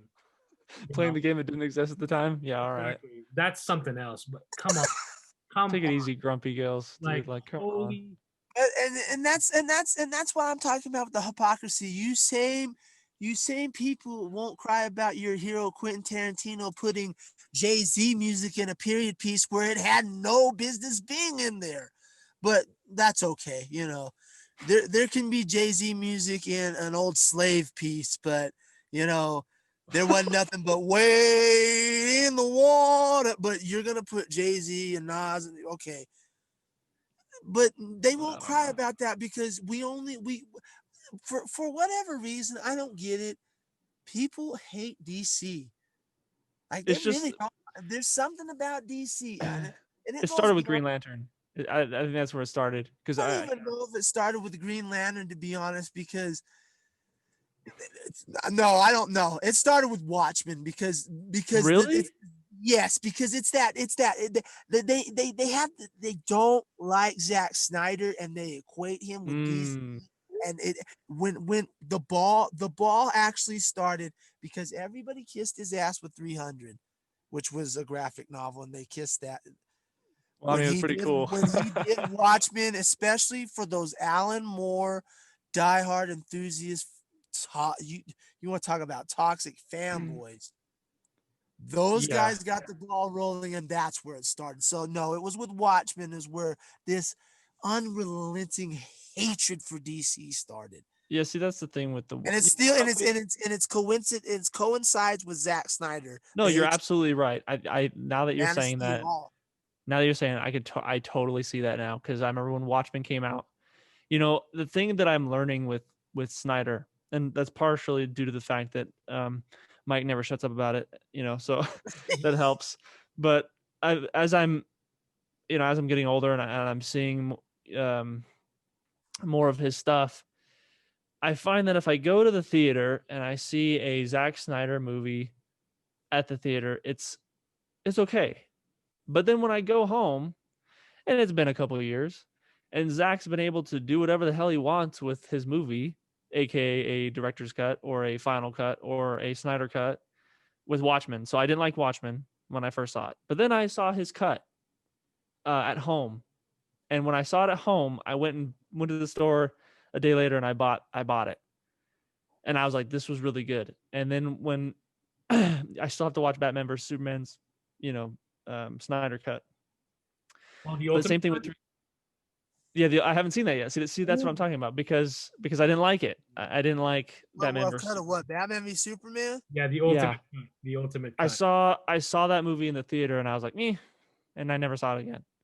So well, you didn't see the ultimate cut in the theater, no, did you? No, I didn't. Exactly. So that's what I'm saying. I'm learning about Snyder is that I need to watch his cuts because it seems like when he's told to cut stuff, and he does, is no bueno. Yeah. I don't like it. And when I see his full potential, I like his stuff a lot. Now there was one exception with Sucker Punch for whatever reason. When I know that one's one of his things that people don't like. But I saw that movie. Yeah, I'm taking a turn here. I saw that movie at home, and I was like, oh, "This is really good." I really liked it, and I was surprised that I liked it. Its meaning behind it was really interesting at the end. It was, it had that nice. That I'll give you. Yeah, it had that sense of heart. I think that I was like, wow, that was a really good story. So that was one of his movies that got a lot of heat that people didn't like, but and that was one of the ones I saw that he didn't have a cut for that I liked. He has a cut for that. Does he really? He mentioned it. Someone asked him about it. And he mentioned like eventually he would like to work on that director's cut for Sucker Punch. Okay, I would see that. I really like that one without the cut, and I would like to see Batman vs Superman his ultimate cut. but I've been learning that about him, is that when he has full reign to do with whatever he wants, his art, it's really good, you know. And with Watchmen, I'm not sure what people were upset about, because I mean, for crying out loud, I bought the comic book afterwards and I read it, and damn it, it's panel for panel. So what are people upset about? You Yeah. know, You didn't get the nuances that Alan Moore. You're like, Yeah. this is what I'm talking about. It's a crybaby fan base. That's what it yeah, is. Who think yeah, I'm sophisticated. And I know you guys don't. You guys do LSD and ingest shrooms and sit and contemplate what's the meaning of life and get no answers out of it, just like your buddy Alan Moore. You guys think you're sophisticated for doing this shit. You're not. You're just a bunch of loafabouts who live vicariously through your legend, Alan Moore. That's why, because they just hate to hate. yeah, It's yeah. You know, I want to hate because I just want to hate.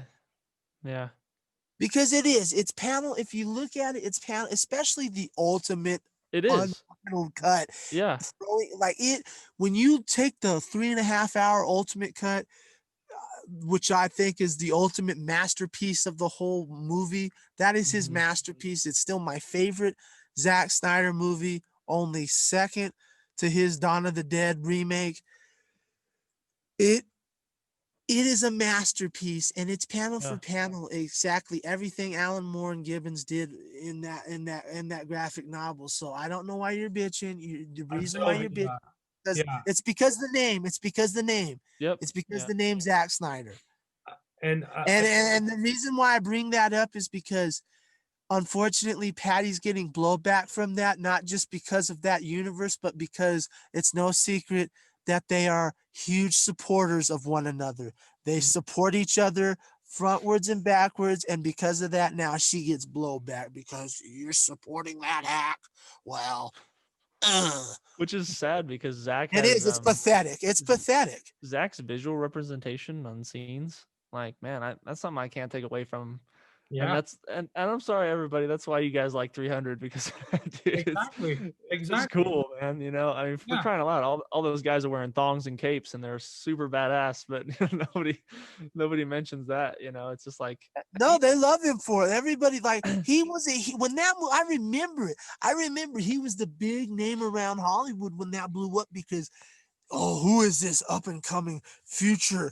Like, just he was a hero when that came out. I remember they couldn't say enough about it. And then Dawn of the Dead came out, and he did it, and that's where it kind of started with, oh, you touched our heroes. That's where it started with the George, our hero George, you touched it.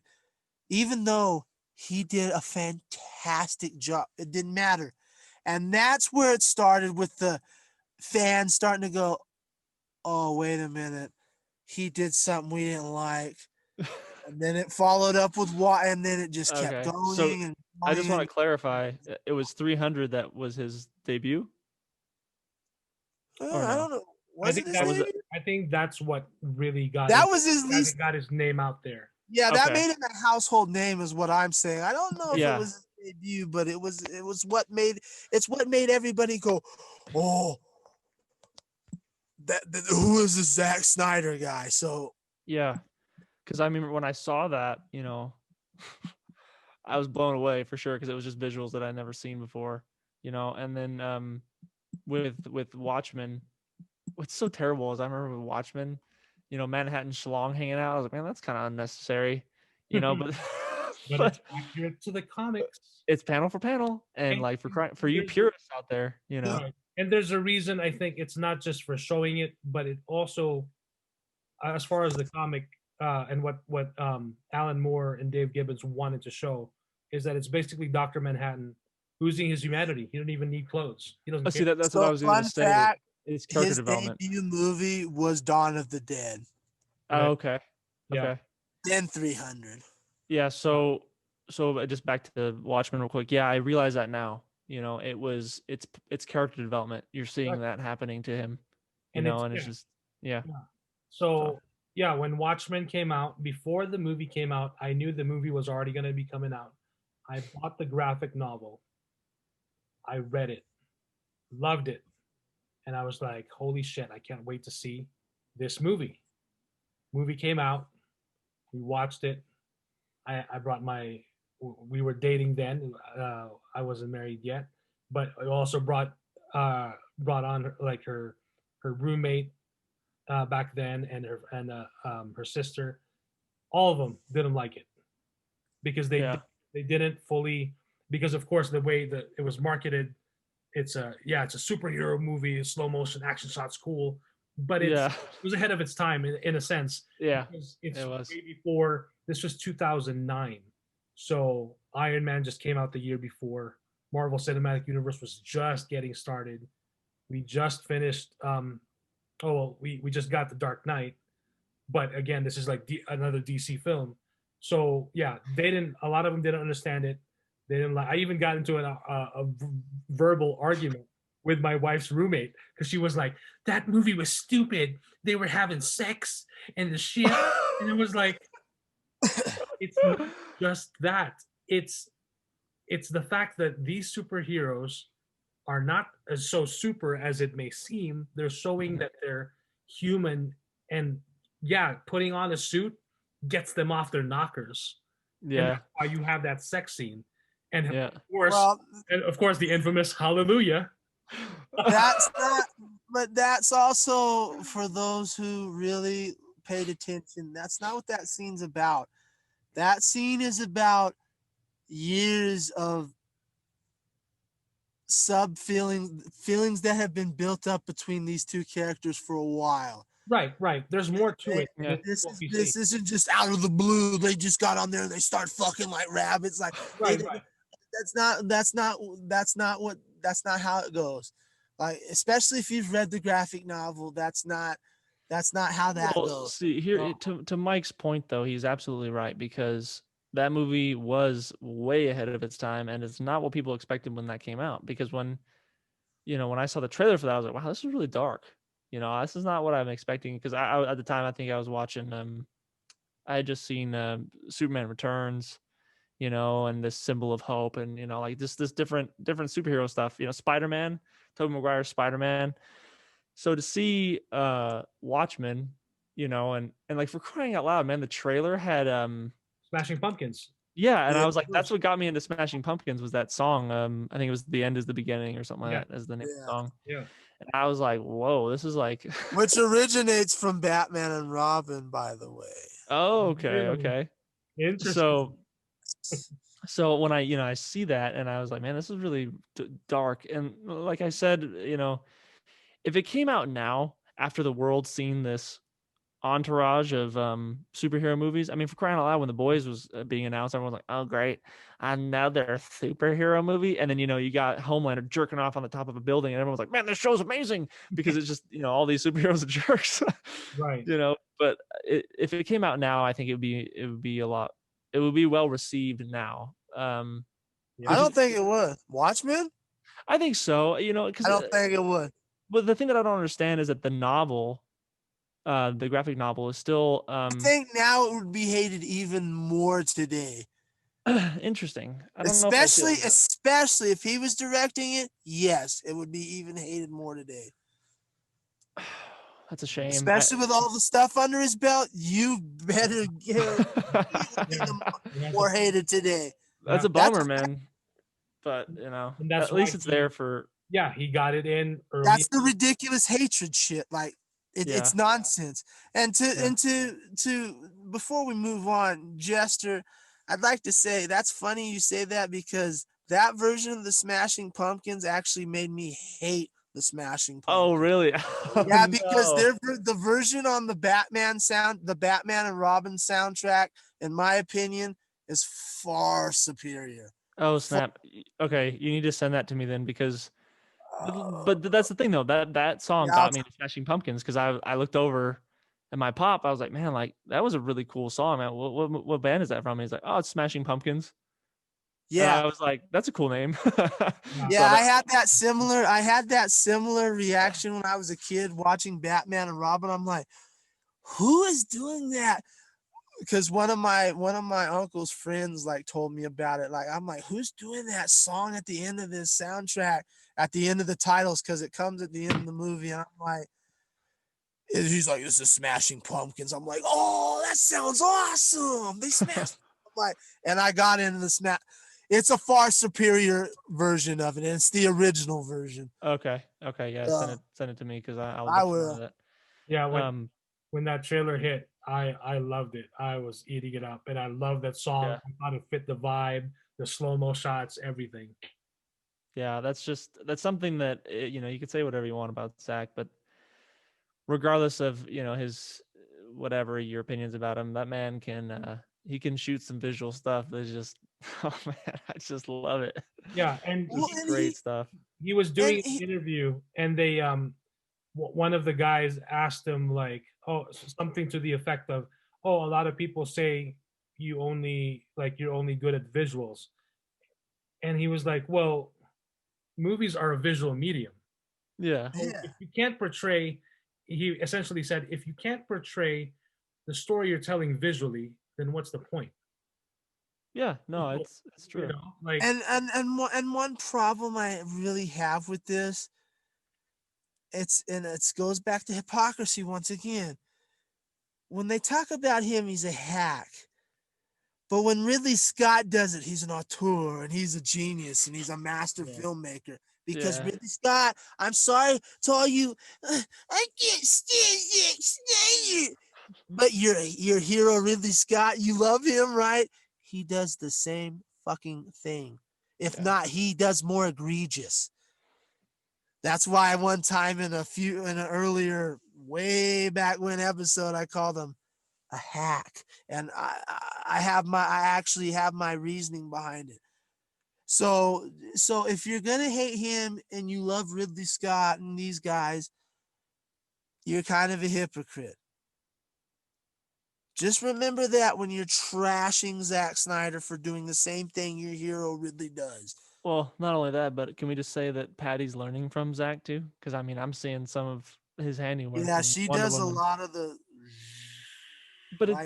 But with her style of storytelling and then those visuals, it meshes really well, and I I think it's great.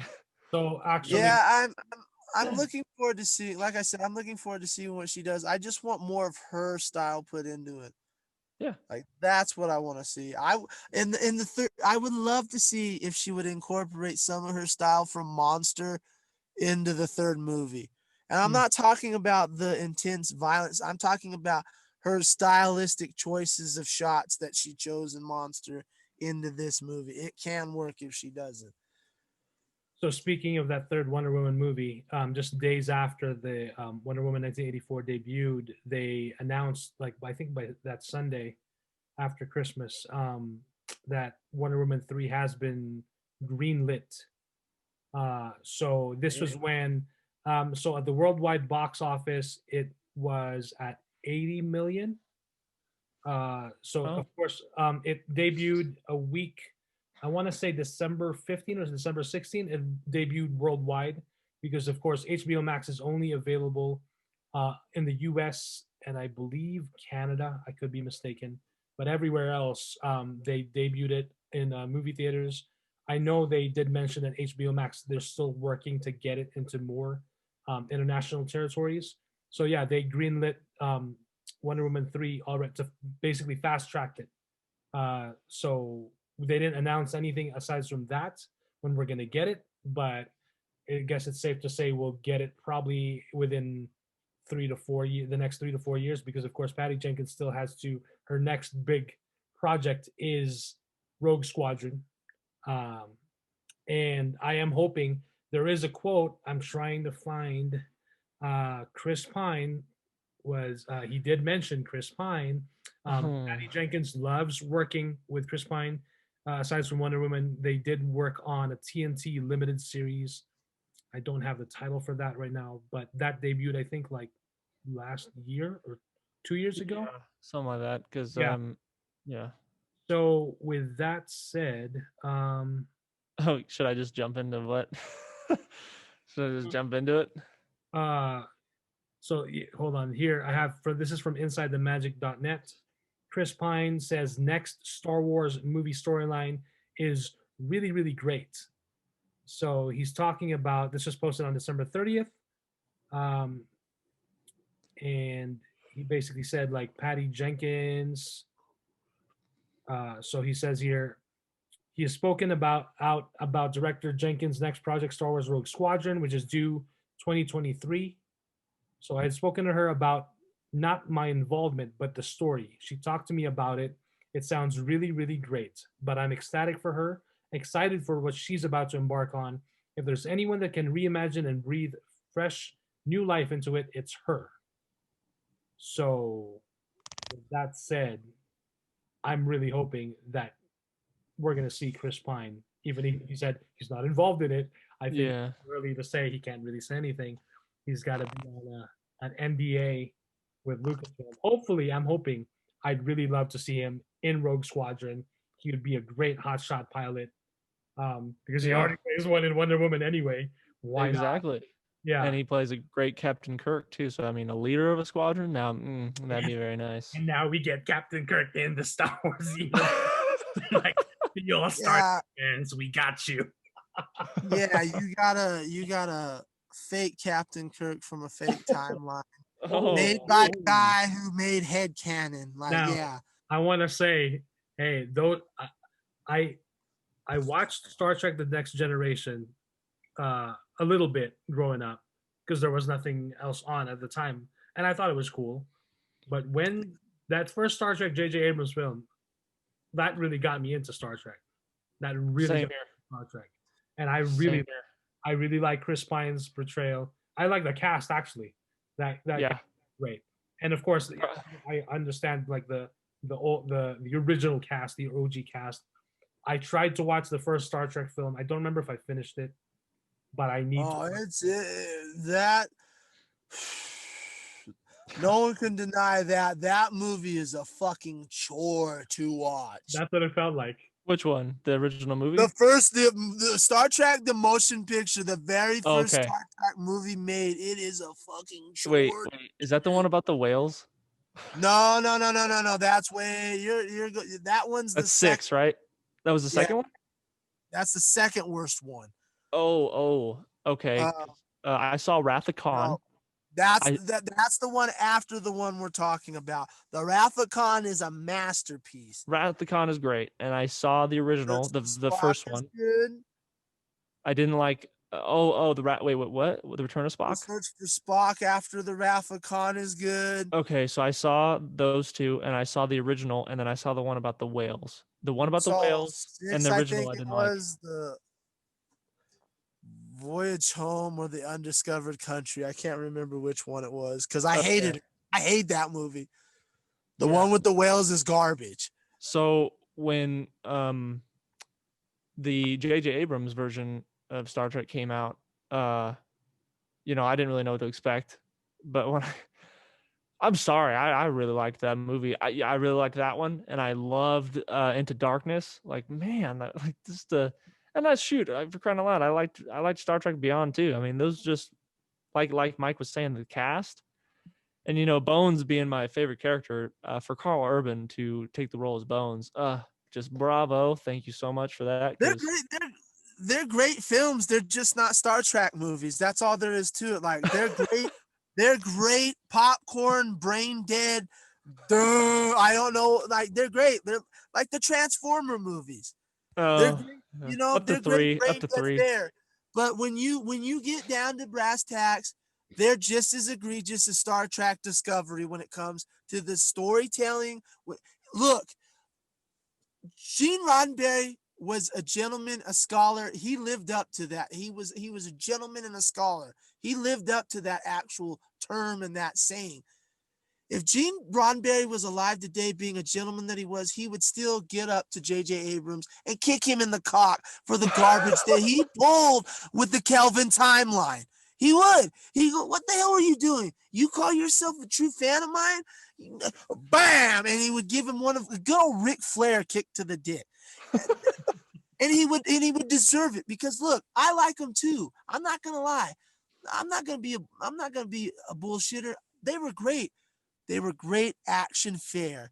As far as Star Trek's concerned, they should kick rocks because it's what happens when you let someone who has influence let his fan fiction headcanon get away with him. And if you go through, and if you actually, that's why this fan base is split, because he started it and Discovery's making it even worse. So that's why it's a problem. But yeah, they're good. They're fun films. They really are. They're just not Star Trek films. Only in name only are they Star Trek films. So Chris Pine, proud of you, but you ain't Captain Kirk. You're Captain, Kirk in Quadrant 444 in another alternate realm. Captain You're Cock? not the real Captain Kirk. Captain Cock, maybe, yes. Why not? Why not? All righty. So yeah, just wrapping up the Wonder Woman 84 discussion. So for the box office, again, this was before they announced this. Had they not made the move that they did, that Warner Brothers did with HBO Max debuting and releasing it in theaters a week before Christmas internationally, and then of course on Christmas Day here in the US, we wouldn't have anything as far as a big blockbuster movie. That's it. It would have just been what, Tenet was the last really big movie. I mean, you got a bunch of other smaller films. So I know Tom Hanks right now has that film that old Western film that he claims is it's like The Mandalorian. Yeah, okay. Really? But without the space, without the star and the wars.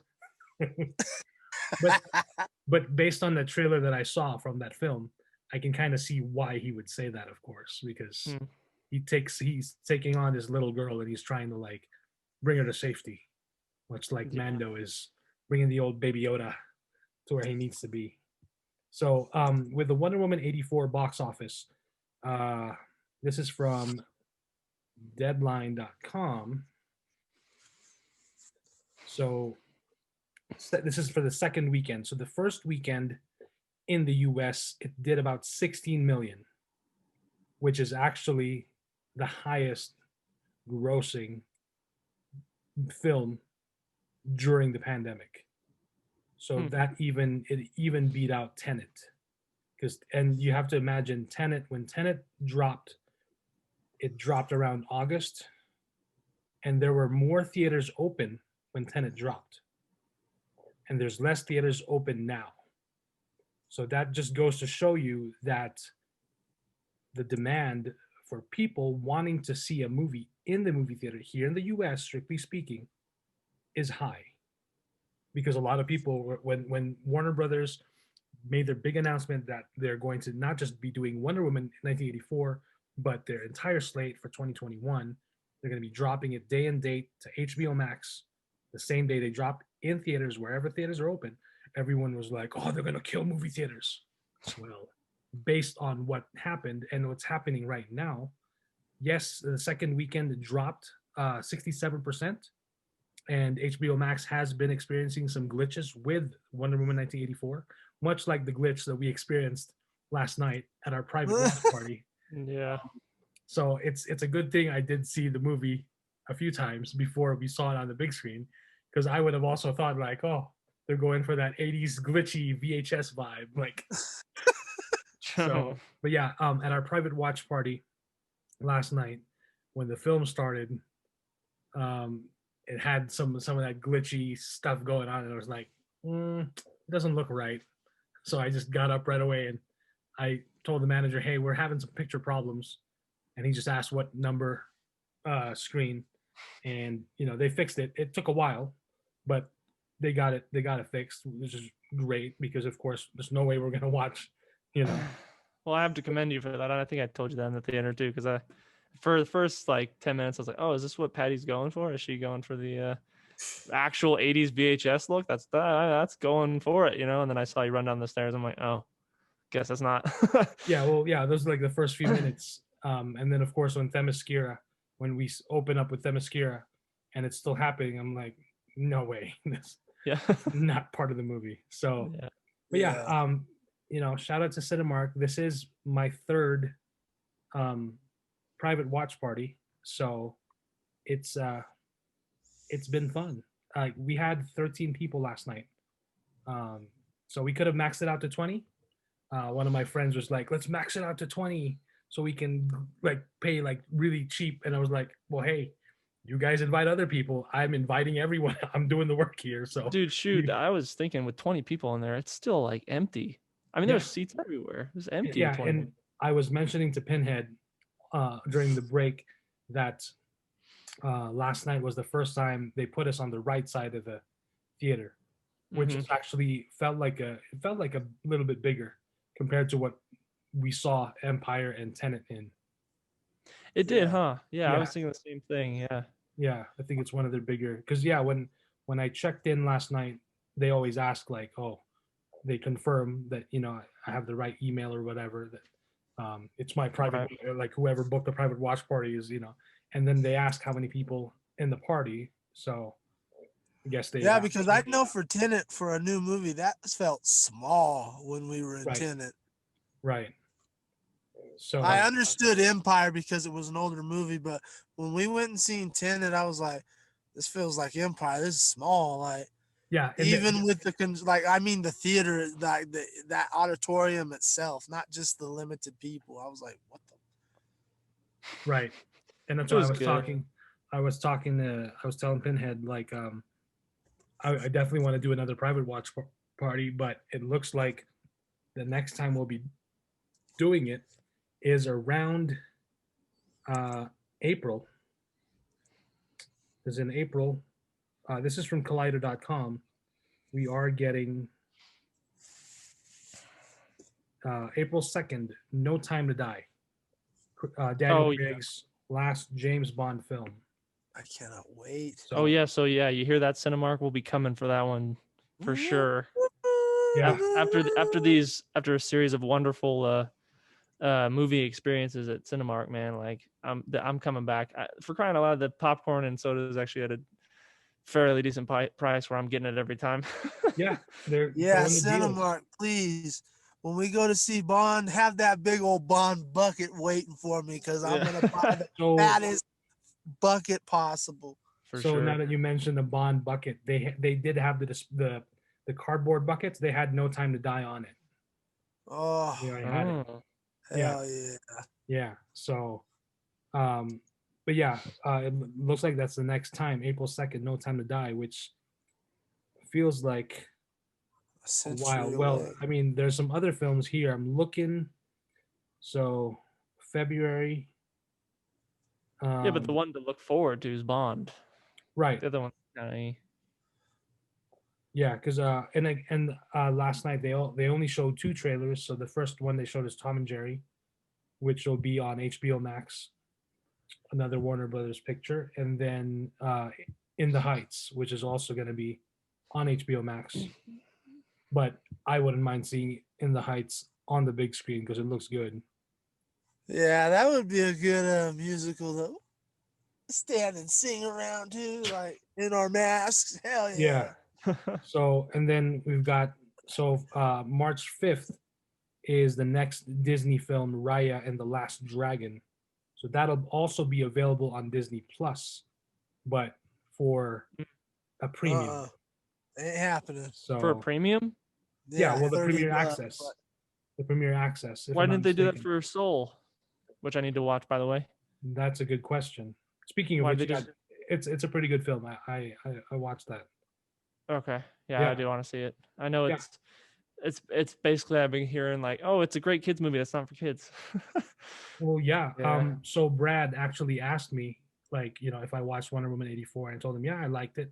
This was before seeing it on the big screen. And then he also asked me if I watched Soul. And I told him, yeah, I watched it. My daughter saw it. I actually, when we were watching Wonder Woman for the first time on Christmas Day, since my daughter didn't want to watch it, we were like, oh, here, watch Soul. But then I was thinking, like, usually before we let her see something, we see it first, or we see it with her. And then I was like, oh boy, that's kind of a deep film to like let a kid just watch. Yeah. But then Yeah. and that's the thing. Brad asked me like, so what did you think of it? I was like, well, she liked it. And then he was like, yeah, I'm just thinking about it. If I was 6 years old and I watched that, that's like, holy shit, that's a deep film. And then I was thinking about it too. I was like, yeah. But then when you watch the film and what it deals with, it sounds very serious and very adult. But the way that, and that's the genius of Pixar, the way they break down the story, they keep it simple enough. Because yeah, when I first heard about it, I was like, oh god, that's kind of a broad topic, and Yeah. you could easily fall into a trap, of course, as far as like heaven and earth and all these things. But of course, not everyone believes in those things. So, but what they do with Soul is they basically tell a simple story and they make it easy enough for you to understand. And whether you believe in it or not, it's the story that they're telling. This is the story we're telling. This is how things work in this story. So and now like my daughter loves it. Like when we watch it, we're like, okay, it makes sense. So it's really fascinating, and the score is one of a kind as well. They do, and even the animation, they do some different things in there that you've never seen before in a Pixar film. That was just like, wow, it's pretty interesting.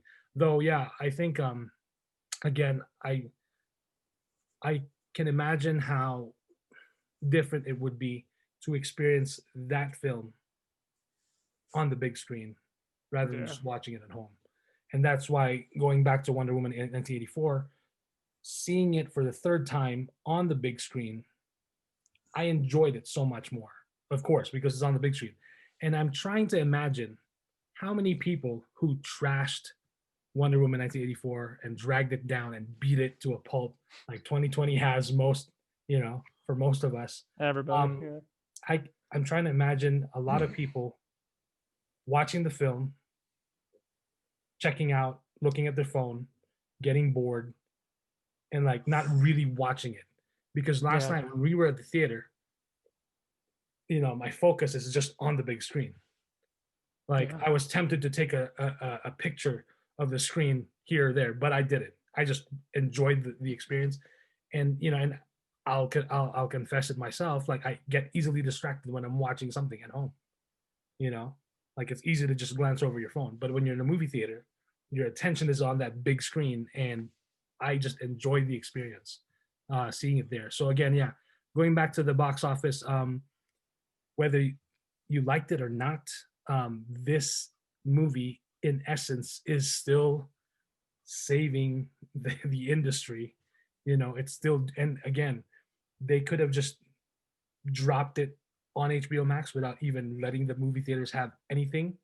But the fact that people are showing up and doing private watch parties like we have says a lot. So yeah, 16 million for the first weekend, and then for the second weekend, it did. I'm looking here. Did about 5.5 million. So total box office for domestic is right now is 28.5, which is low, considering. But then of course you're looking at this is going on during a pandemic. That's right. And see, that's why I say, and this is from a big name, budgeted, huge superhero tentpole. That's why I say they need to let Dune ride. They need to let Dune ride on both the theater and HBO Max. Do not pull it back, and because Dune needs as many eyes on it as possible to make it a success, to have a second movie happen. I will say Something though, like Dune, something real quick, not to interrupt you, Jester, but something like Dune, for as complex and it's a cult fan base, something like Dune needs this kind of in theater on demand approach even more than Wonder Woman did, because Wonder Woman could have been sold. You could have argued, yeah, Wonder Woman could have been sold by itself in the theater. Dune cannot. I promise you. I promise you, Dune cannot. But for someone like me, especially with Dune, there is no way in hell I'm seeing that at home first. Exactly. I will be in the theater, probably at Cinemark, watching that on the theater for the first time, because there's no way that I'm going to experience that worm coming out of the sand at home on my, my 55-inch screen. There's no way. But we're that small minority. That's what I'm saying. I realize that, and you're absolutely right. I'm not disagreeing with you. Because there's no way in hell I'm seeing this movie on a fucking small ass screen either. Yeah. Especially with the sandworms and all of it. No. Yep. Right. But yeah, I think as the year goes on, as 2021 goes on, we're gonna be seeing a lot more people, because, like, again, the movie theaters have always been an escape. So yeah, it's convenient. It's nice that you can watch these brand new movies at home, but it's still something to get, to go to the movie theater and just watch a movie, So yeah, we will see how it goes as it goes. But again, the private watch parties, I think, have been the way to go. So yep. Yeah, it'll be really interesting. And again, they're also playing the older catalog films. So we will see how it does. And again, yeah. So with who was suing? Legendary was suing Warner Brothers, right? For Dune. Is it Dune? Yeah. Yeah. Yeah. So yeah, I guess that's still going on. I don't know if they've immediately taken action already, but it seems like, so they want to do something about that. And then by the way, I did make a short TikTok from last night. I totally blacked out on taking a group picture and taking a little bit more video, but with what I made, I tweeted it, and Jason Kyler, it's not actually Kalar, it's Jason Kyler, who is and I actually tagged him. He's the CEO of Warner Media. He liked it. I thought that was pretty cool. But yeah, Wonder Woman 1984 is doing well, despite, and for HBO Max as well. Good. Yeah, for HBO Max as well, because again, a lot of people, a big portion of people who whined and complained and trashed the movie were like, thank God I didn't see that in the movie theater. I saw it at home. Oh my God. Jesus. Stop it. Still paid for it, sucker. Yeah, you still paid for it. You still gave Warner the money, and you should, because like I said, I don't want to keep selling, especially because you're not sponsoring us, but I want to see this platform succeed, especially with the huge amount of international films they have with the Criterion Collection. This needs to succeed, because I can't afford to pay $40 a damn movie for Criterion. So yeah, we need, and there's other vast stuff on there. I'm not going to go into it. It's just, this needs to succeed, and I'm glad this is a step in the right direction. Even if you crybabies don't like it, tough shit. Yeah, so this one is from Observer.com, and this is talking about the release of Wonder Woman for HBO Max. So they made the announcement mid-November that they would be bringing it day and date December 25th, and it says here it's a streaming hit no matter what. So according to Whip Media's TV Time, which surveyed 6,220 US-based TV Time app users from November, so this is from November 25th to November 30th, there was a big spike in the film's in-app followers over the last month. And then trying to see the actual stats of when.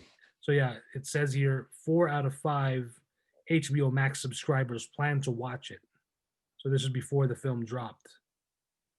I know I saw something about the actual stats after. but this is only based, of course, from HBO Max in the US, because everywhere else around the world they don't have access to HBO Max. But anyway, I'll find it for next time. So now we're gonna move on to Pinhead. Is gonna talk about the world of wrestling.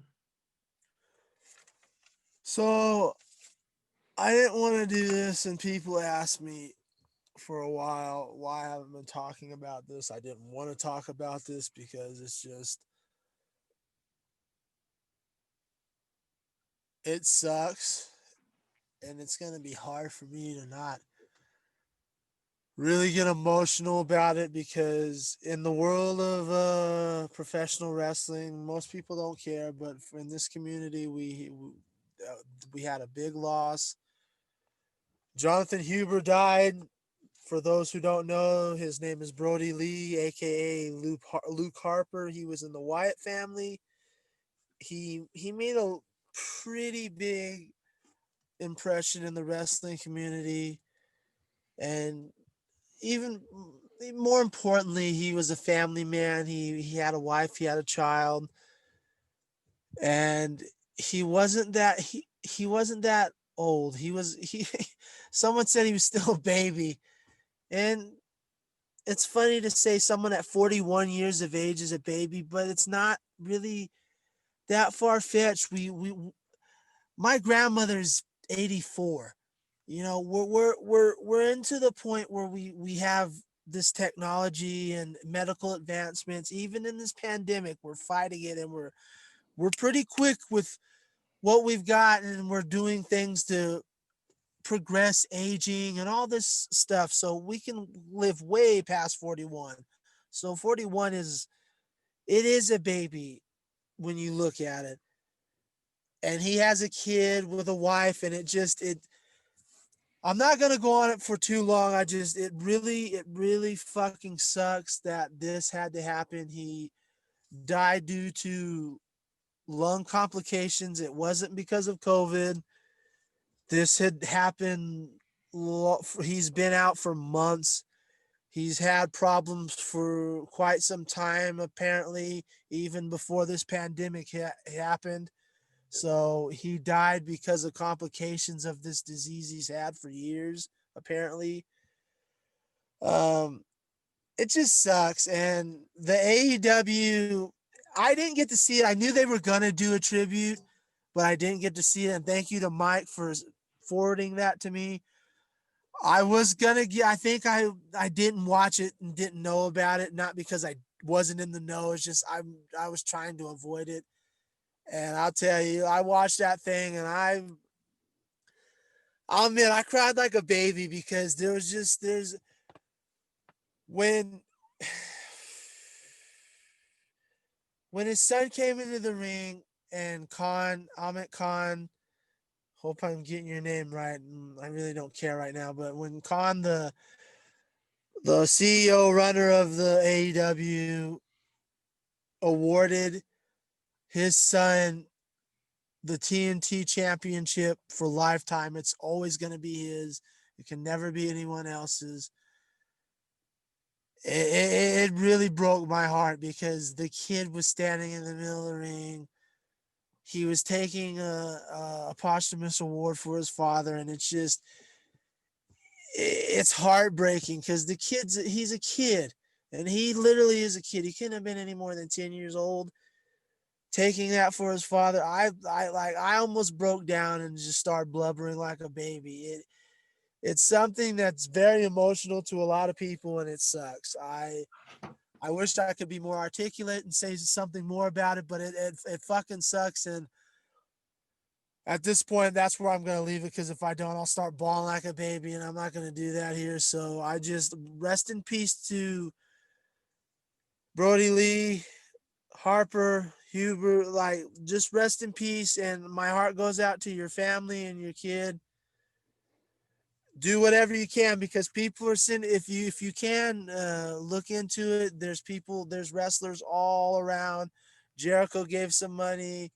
There's people giving money to help the family right now. So if you can, donate to them, because they really can use your help right now. And wrestling especially in that it's not unionized and that they're pretty much hired guns. Wrestling people's benefits, the wrestlers, they don't get good benefits. So any way you can help and look into it, like help them out. So that's all I'll say with that situation. Otherwise, I'm going to start crying and I'm not going to do that. So rest in peace, brother. We love you and we'll miss you. Alrighty. Yeah, so next up you've got your favorite horror movies you want to mention from 2020. Yeah, so on a lighter note, we'll go with this. I didn't see very many horror movies this year. I will say to all my horror movie fans out there, I'm gonna put the fucking pedal to the metal in 2021, and I'm gonna eat up all the horror I can, good and bad. So with that being said, I'm going to start off with saying what I really, really hated, and then I'll get into my top, and it won't take that long.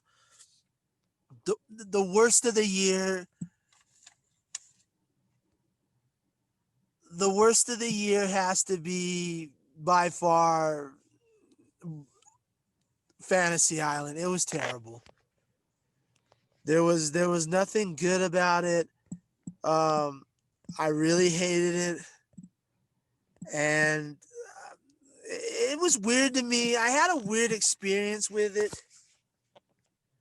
There was this guy. I don't know what his deal was, but I had an extremely weird experience with it, where the guy was like getting emotional, and he was really getting upset, and he cried during the end of it. And I'm like, he had that same experience with this movie toward the end that I had with Wonder Woman 84 and that one scene. And I'm like, why?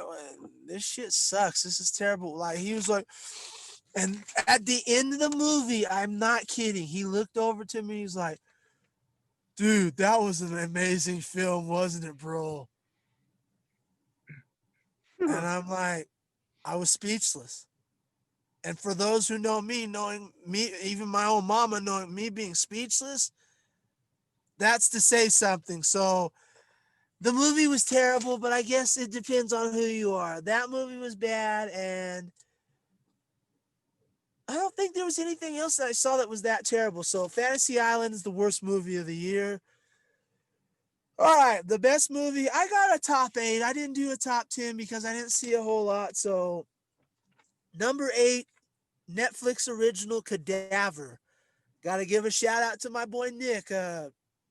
He put me on this one when we were working one night, and I checked it out, and it's actually really good. It's pretty rough, pretty violent, or it can be pretty violent. But the overall story is really good. I can't say much about it without ruining it, so I'll just say we all have Netflix accounts. Check it out. That's my number 8. Number 7 is Run. It's on Hulu. It's with Sarah Paulson, and I forgot who else is in it. Once again, it's another one of these where you just have to check it out for yourself, but it was pretty good. Number 6, this one really, this was just fun to me. Number 6 is The Hunt. The Hunt was really good. I think Betty Gilpin, what is her name, from Glow? She gobbles scenery, and she should, because she's the main star of the whole movie. She gobbles scenery, and she's just fantastic in it. And it wouldn't have been on my list if it wasn't for her. Like her, and the battle between her and Hilary Swank, like the whole movie, it's fantastic. It's fun. It pokes fun at Democrats. It pokes fun at Republicans. It pokes fun at everybody. If you have a side, it's gonna fuck with you. So, and that's why I think a lot of people really took it out of context and got me, well, but it was one of my tops in this year. Number 5, and this one shocked me. Kirsten Stewart, you did a good job. Underwater was a fantastic horror sci-fi movie. It was one of the best love letters to H.P. Lovecraft. Only second to the movie that's close that is in my top. I'll get to that later, but it's a love letter to H.P. Lovecraft, especially that last act of the movie. Underwater was a great movie. You can watch it on HBO Max. Yeah, number 5 was Underwater. So this between 4 and 3, it was really hard for me because I just saw my number 4 pick recently, and I realized that he is going to be a future legend just like his dad. So number 4 for me was Possessor. This movie is a mind fuck, and it is brutal. And it comes from Brandon Cronenberg, the son of the legendary filmmaker David Cronenberg. And for those of you who don't know who David Cronenberg is, I'll just tell you right now, there's a little thing called Scanners. There's a movie called The Fly. He made one of the greatest remakes of all time, only second to John Carpenter with The Fly. Jeff Goldblum, ladies and gentlemen. Great picture, great body horror movie. He made Shivers. David Cronenberg is an absolute legend in the horror community, and his son is proving to be a pretty substantial legend himself. This Possessor is, I bought it yesterday, so it's fresh in my mind. It is brutal, and it's a mind-bending body horror. Just it's fantastic. It's one of the best of the year, one of the best horror films of the year. The only reason why it's not further up is because I seen it recently, and I still have to dwell on it. But that's saying a lot that it's in that top spot, in the top, like we're getting to the top 3 here. It's in number 4. Check this movie out. Brandon Cronenberg's going to be a legend. If he keeps this work up, he's going to be a huge legend, just like his dad, in the horror, sci-fi, horror, body horror, all of it. If he keeps this up, he's going to be great.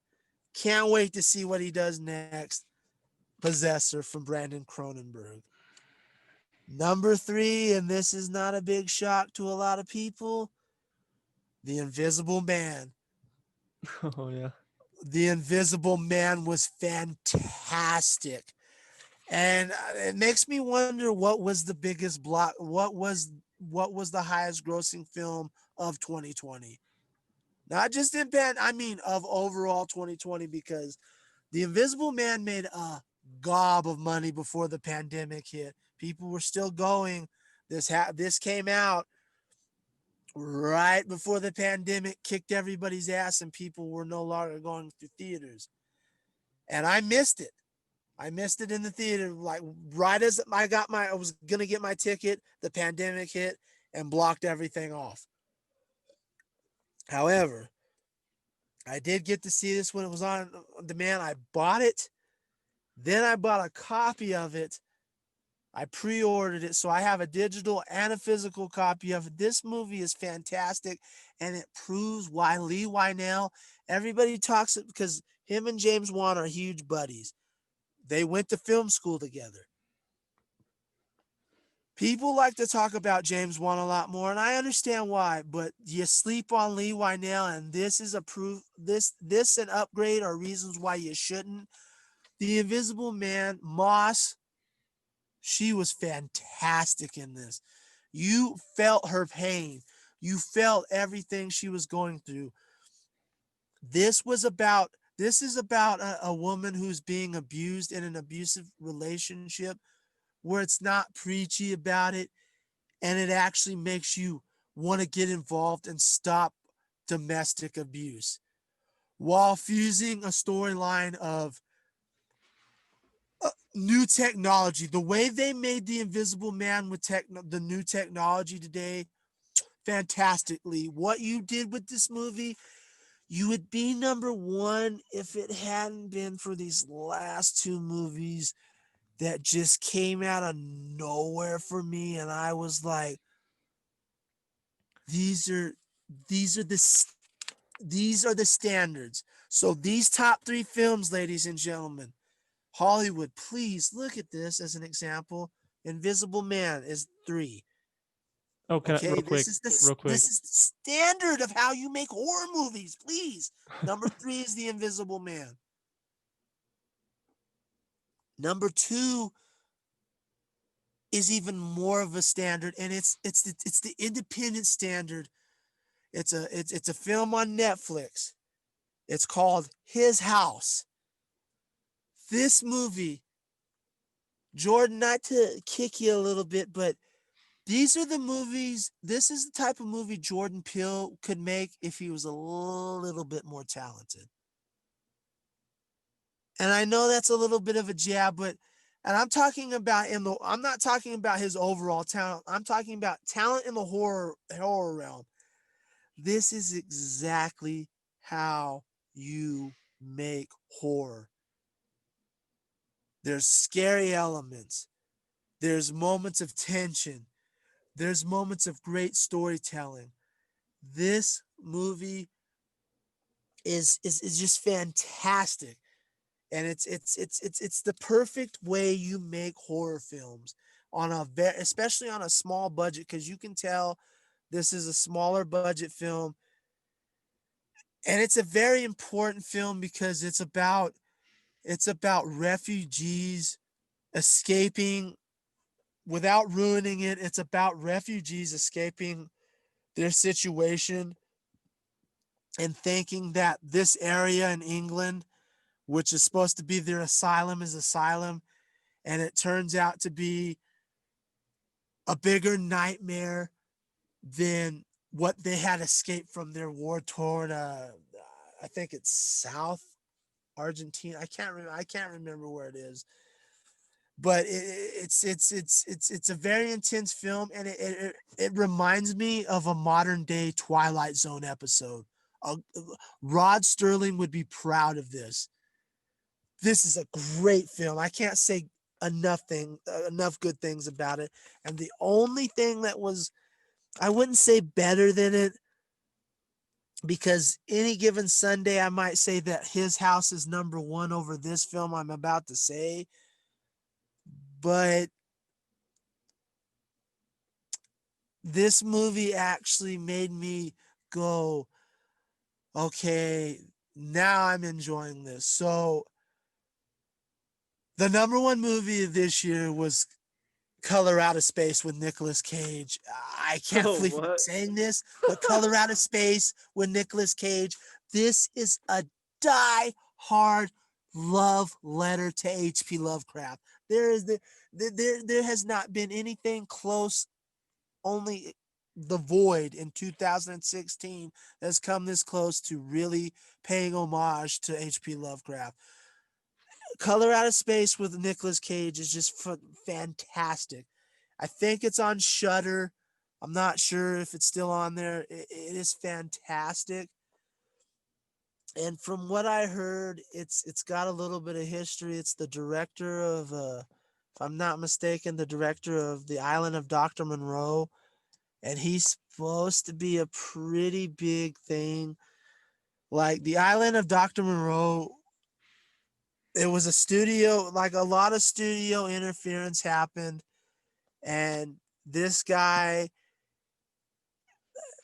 he really, after The Island of Dr. Monroe, he really was discouraged. And he didn't do anything. What is his name? Like, Richard Stanley. There we go. He's supposed to be a legend in the business. Like, he's supposed to be the greatest director that never was, because of The Island of Dr. Monroe went so south that he didn't do anything for a long time. And this is his return to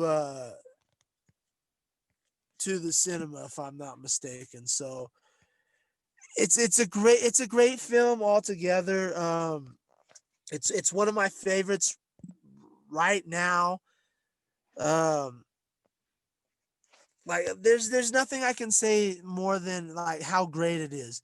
Yeah, he also did Hardware, which is that is supposed to be one of the greatest independent films of all time. So that's why people like gushed about him, and then shit that happened in Island of Dr. Monroe just exploded, and his career pretty much tanked. And this is his return, and it's a fantastic return. I love this movie, and it's actually a fantastic return for Nicolas Cage. Nicolas Cage, as to be expected, he does the over the top acting, but with this movie, it actually fits because this movie is just, it's another dimension. So, like I said, any given Sunday it will change, and then I'll change to His House is number 1, and number 2 is Color Out of Space, because to me, His House is a very, very important film in horror. We need more.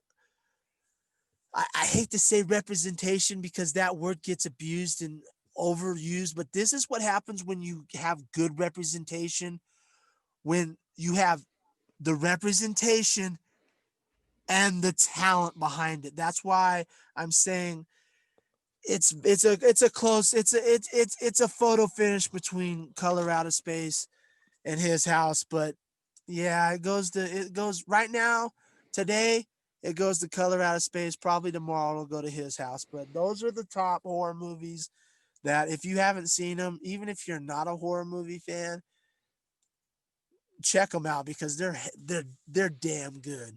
They're good films. But these are the best of the year so far, or of the year last year. So I can't wait to see what we got next year, or this year now. Very excited for horror in 2021 after this. Yeah, so Invisible Man, that one really blew me away. Yeah.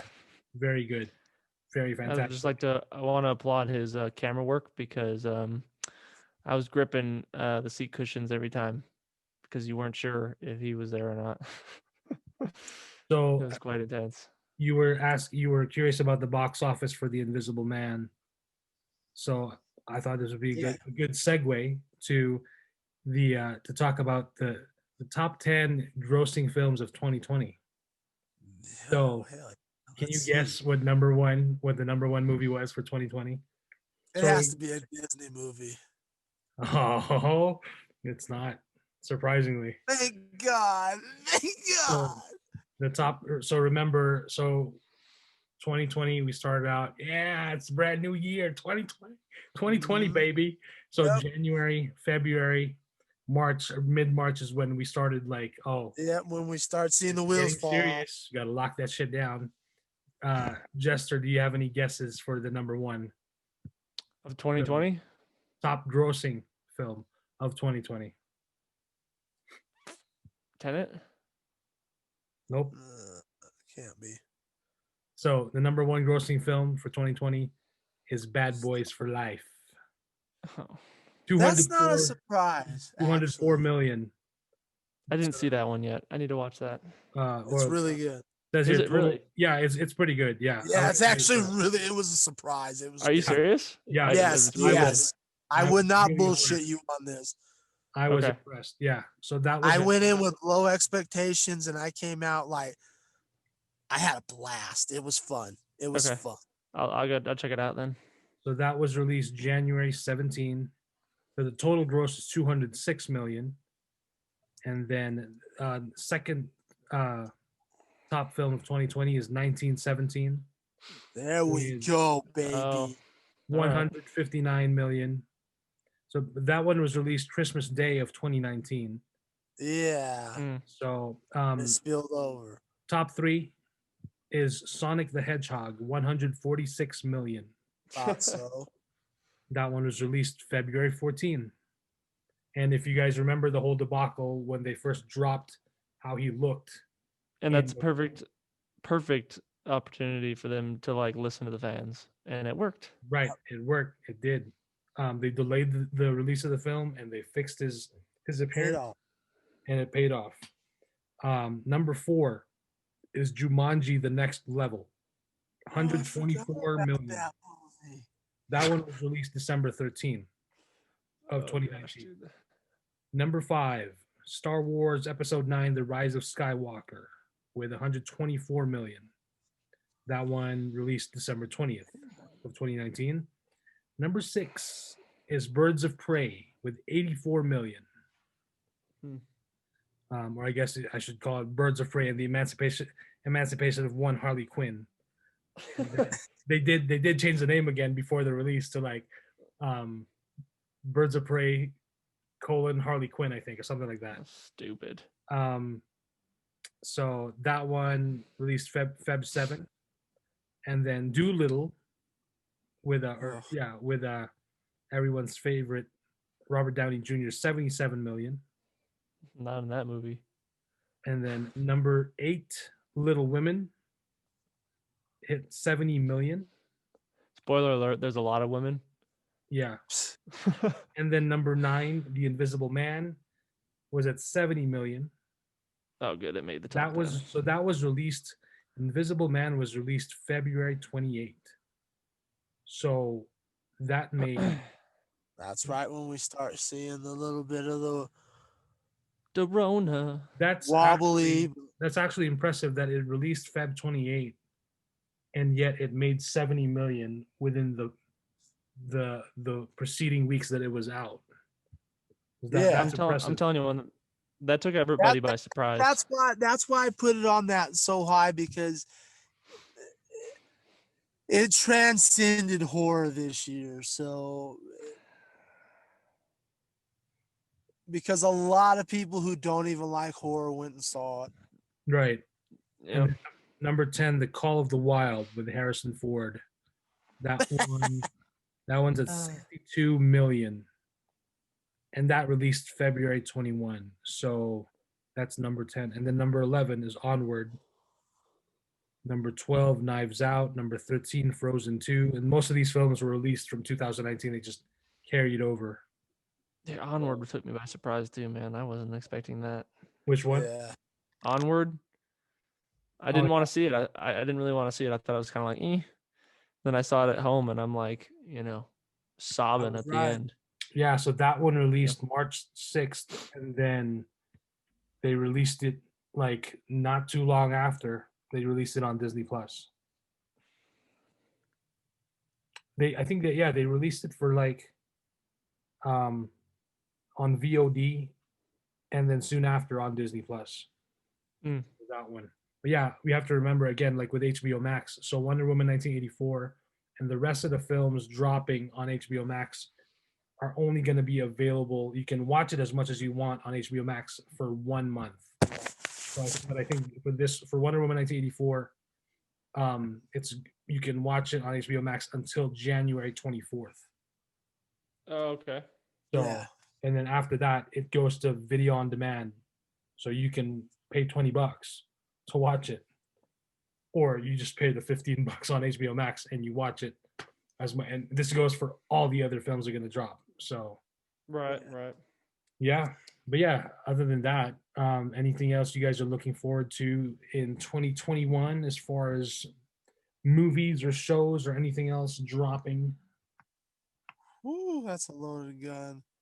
Yeah, it really is. Well, off the top of your head, if there's anything you can think of.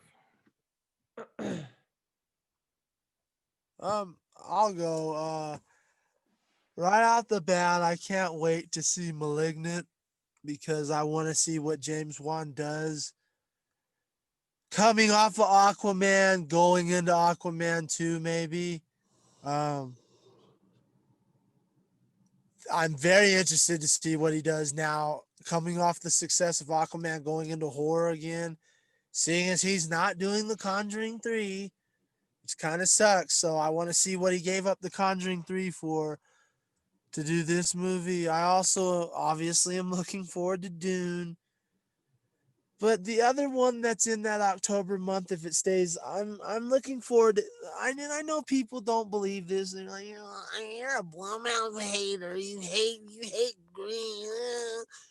I am actually looking forward to seeing Halloween Kills. Like I'm looking forward to seeing how they explain, Michael being, spoiler alert for those that haven't seen it yet, but you don't care if you haven't seen it at this point. How Michael gets out of that blazing inferno at the end of Halloween, and he didn't even fight it. He looks up and allows the flames to engulf him. So I'd like you to explain that, Voodoo, just like they did with Halloween 2 back in the day. So I'm looking forward to that, and I'm also looking forward to Foundation, if that ever comes out.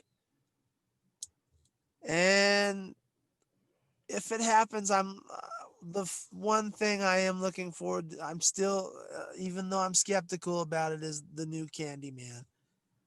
Those are the things I'm looking forward to mostly. I'm looking.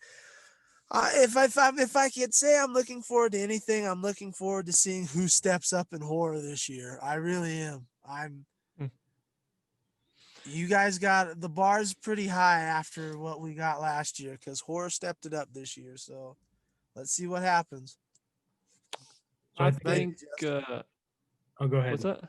No, I was just gonna say I think I know how Michael Myers escapes that blaze.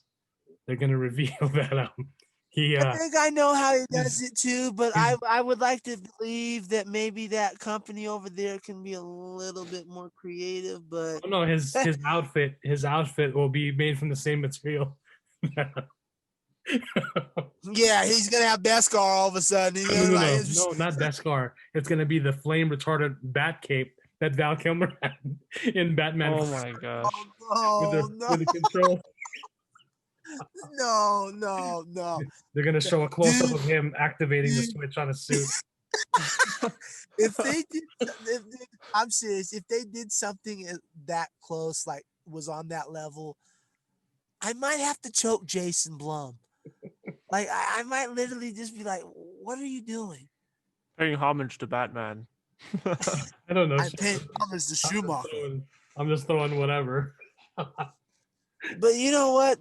That's probably a better idea than what they're actually going to come up with, to be honest. Like, so honestly,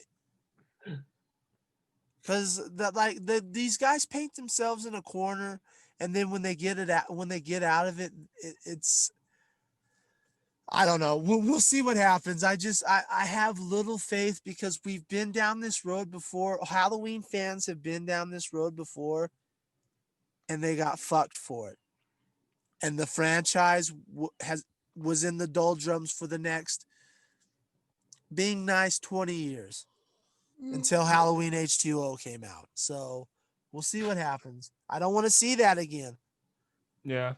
I do know one thing. Someone said this before, and I agree with it. And I know this is a bold thing. With these last two films, it must die.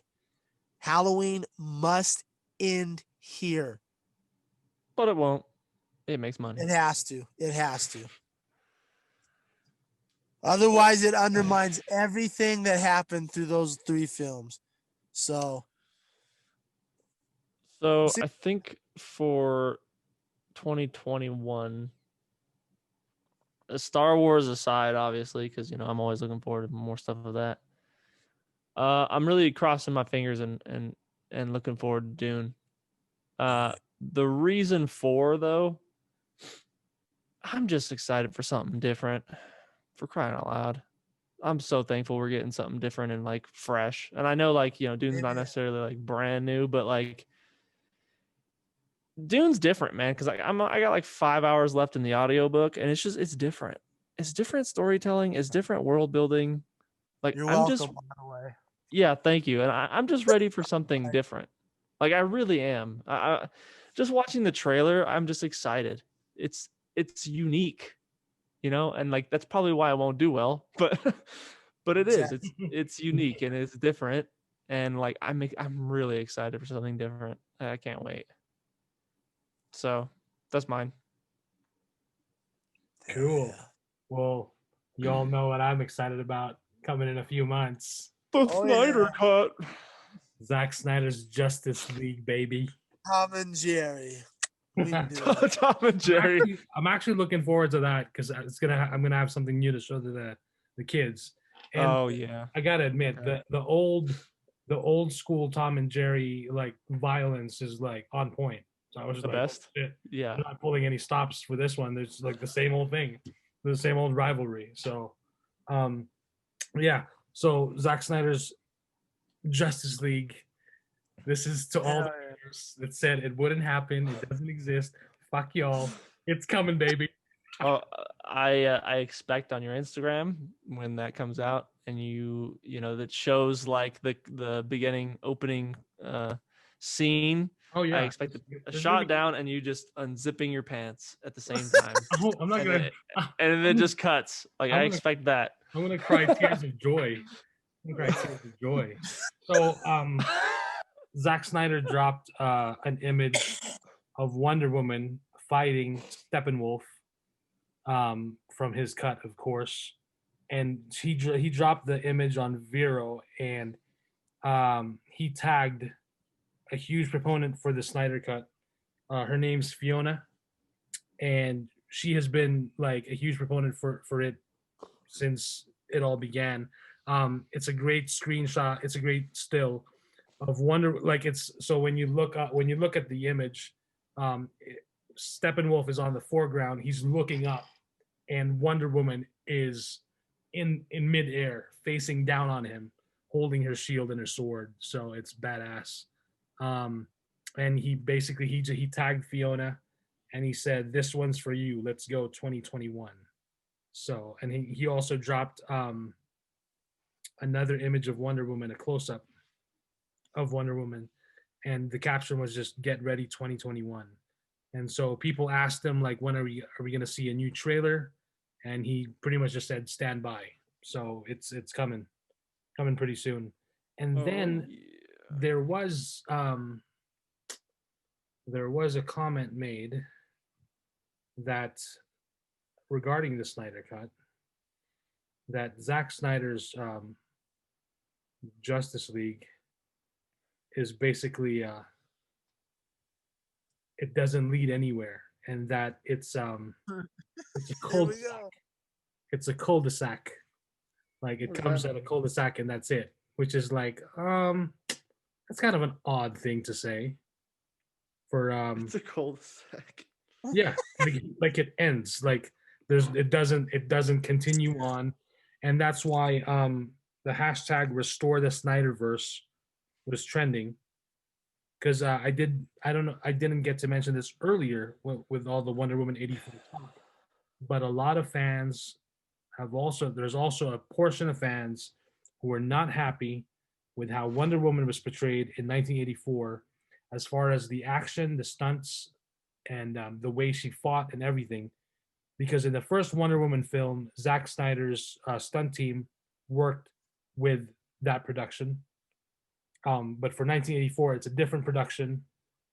And of course, you don't see that they were like, you don't see the warrior aspect of Wonder Woman in 1984 because she's not using her sword and her shield that we saw in the first film, and of course in Batman versus Superman and the Justice League.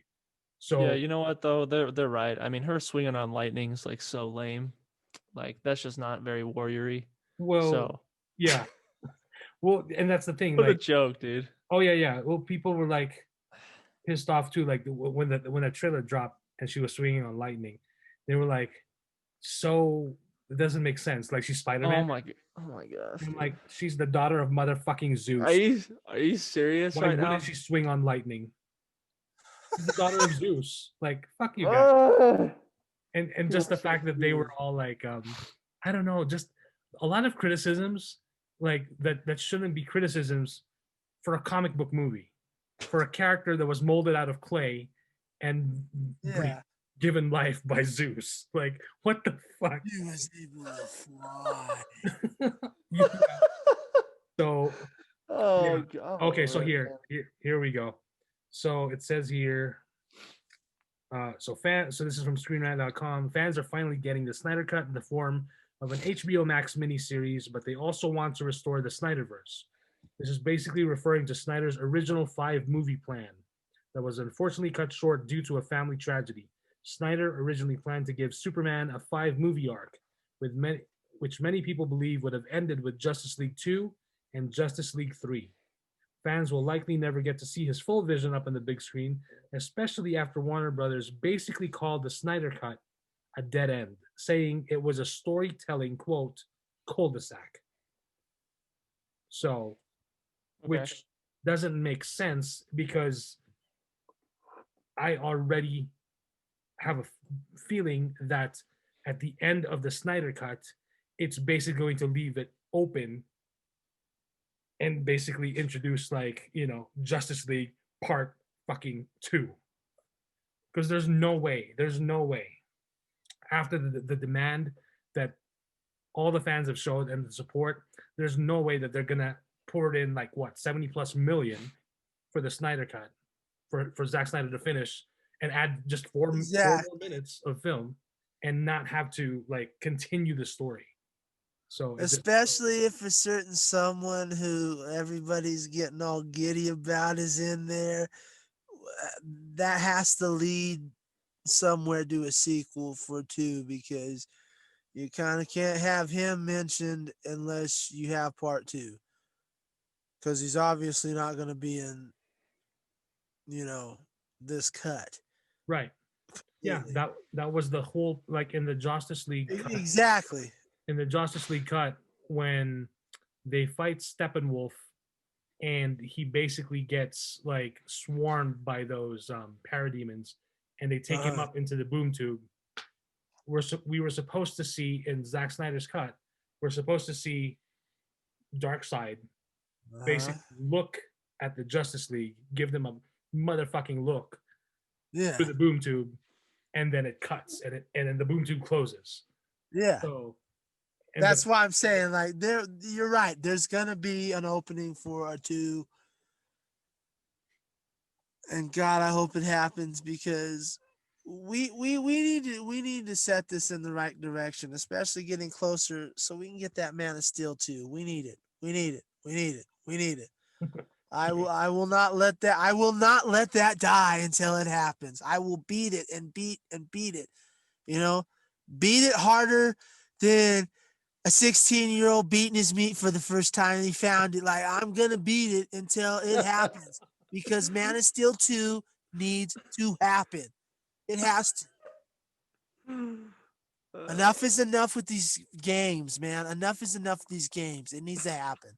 Yeah, and it's like, when you think about it, Wonder Woman got a sequel and is now fast-tracked for a 3rd movie, way before Superman got his own sequel. Yeah. And then I also want to mention, so there's also quotes by Jared Leto, who said he was opening to return to work with Zack Snyder. He really liked working with Zack Snyder. And you're probably going to see him in the Snyder Cut, because he did confirm that he's going to be in the Snyder Cut. So if I'm not mistaken, they mentioned that Joker? Yes, the Joker is going to be crucial to the Flash being able to travel back in time to warn Bruce and say, "Am I too soon? I'm too soon." Yeah, I hope Jared Leto gets squashed by Steppenwolf. That'll make me feel better. And also Jared Leto also just mentioned, this was like, I think yesterday or 2 days ago, he mentioned that he would love to work with Jack Nicholson's Joker and what's his face, Joaquin Phoenix's Joker. So so he can offer them both used condoms from his women in his cult. That sounds great. Looking forward to that one. I mean, we got a Joaquin Phoenix Joker film, and that fucking did amazing. Yeah, because he was great. Huh? Because he was a great Joker. Oh yeah, but then when you look at it, it's not even a Joker comic book inspired film. It does its own original take on the Joker. But when Jared Leto mentioned that there's this recent storyline which just released. Actually, I still need to get the hardback. It's called Batman 3 Jokers, and basically, it's a story about the Joker, the comedian, the Joker, the clown, and the Joker, the gangster, if I'm not mistaken. So Oh, when you look at it, all the Jokers that we've gotten so far, including the late great Heath Ledger, they all play different aspects of the Joker. And I get So, that. yeah, I And get that too. I just he didn't do that it right. would be it would be a huge task to get Nicholson to do that. oh yeah, since he's done.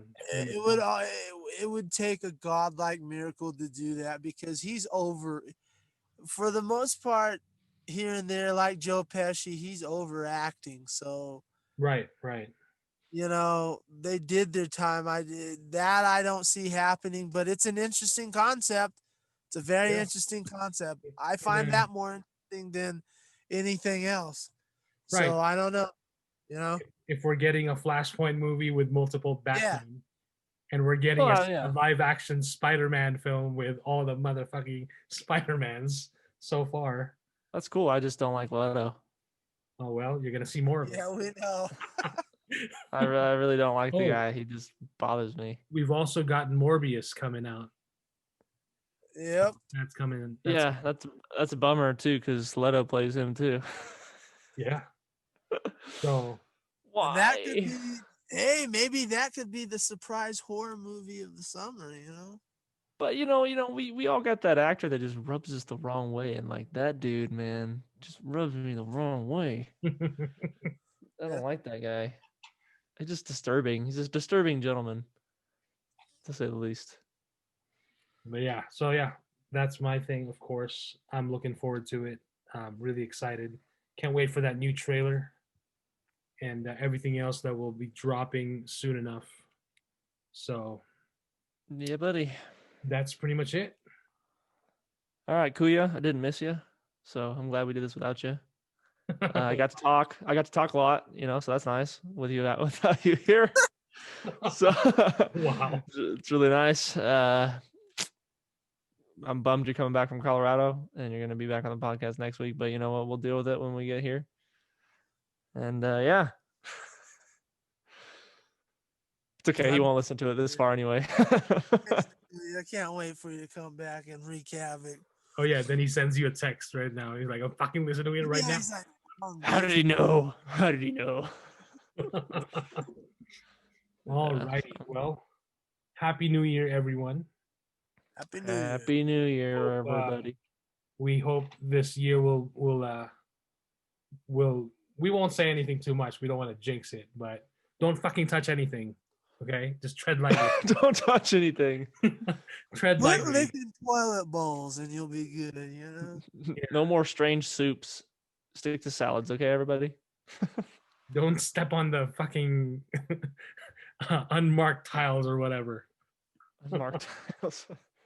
Like in Indiana Jones, how there's a line to go to the Indiana Jones ride. Don't step on the fucking the traps.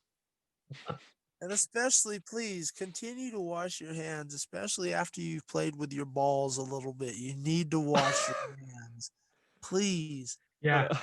After all that cheese.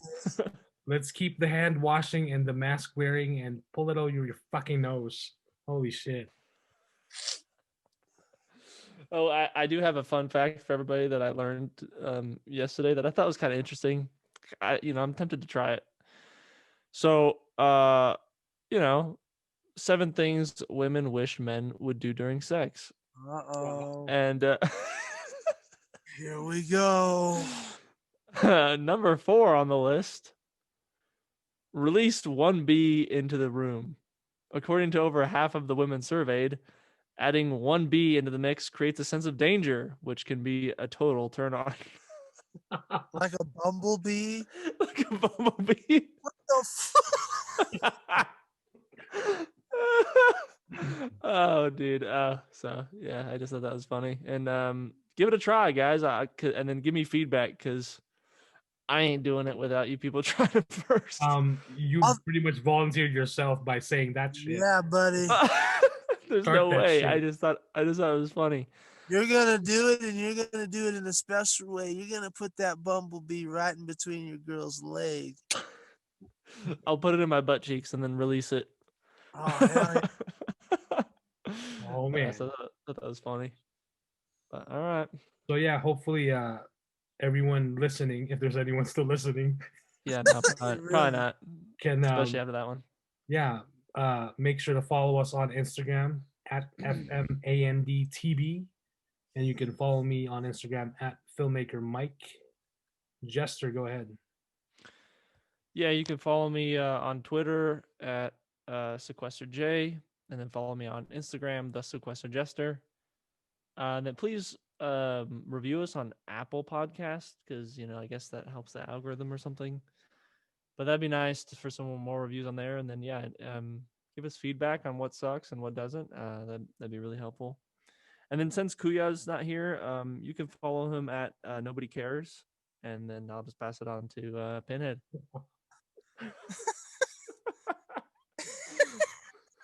So you can follow me on the usual suspects at Instagram on Pinhead198.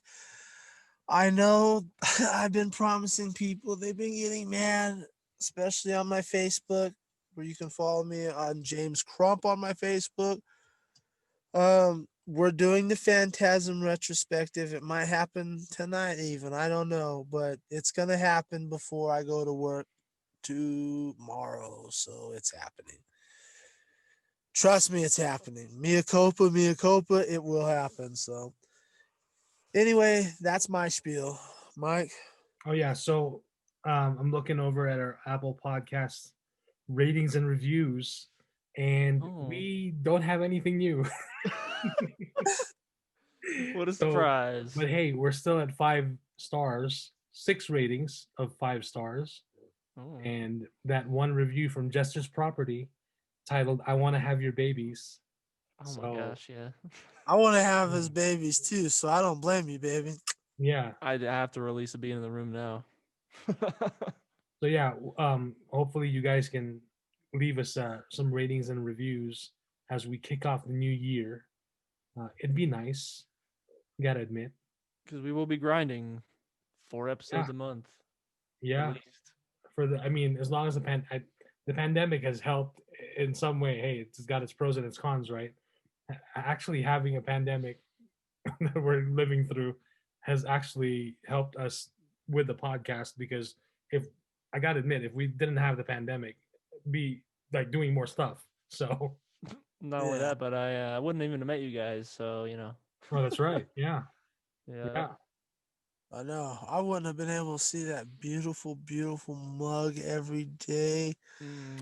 I can't live without it, baby. So, by the way, so for Kuya, his Instagram is at oldman Jimmy, Jimi, old man Jimmy.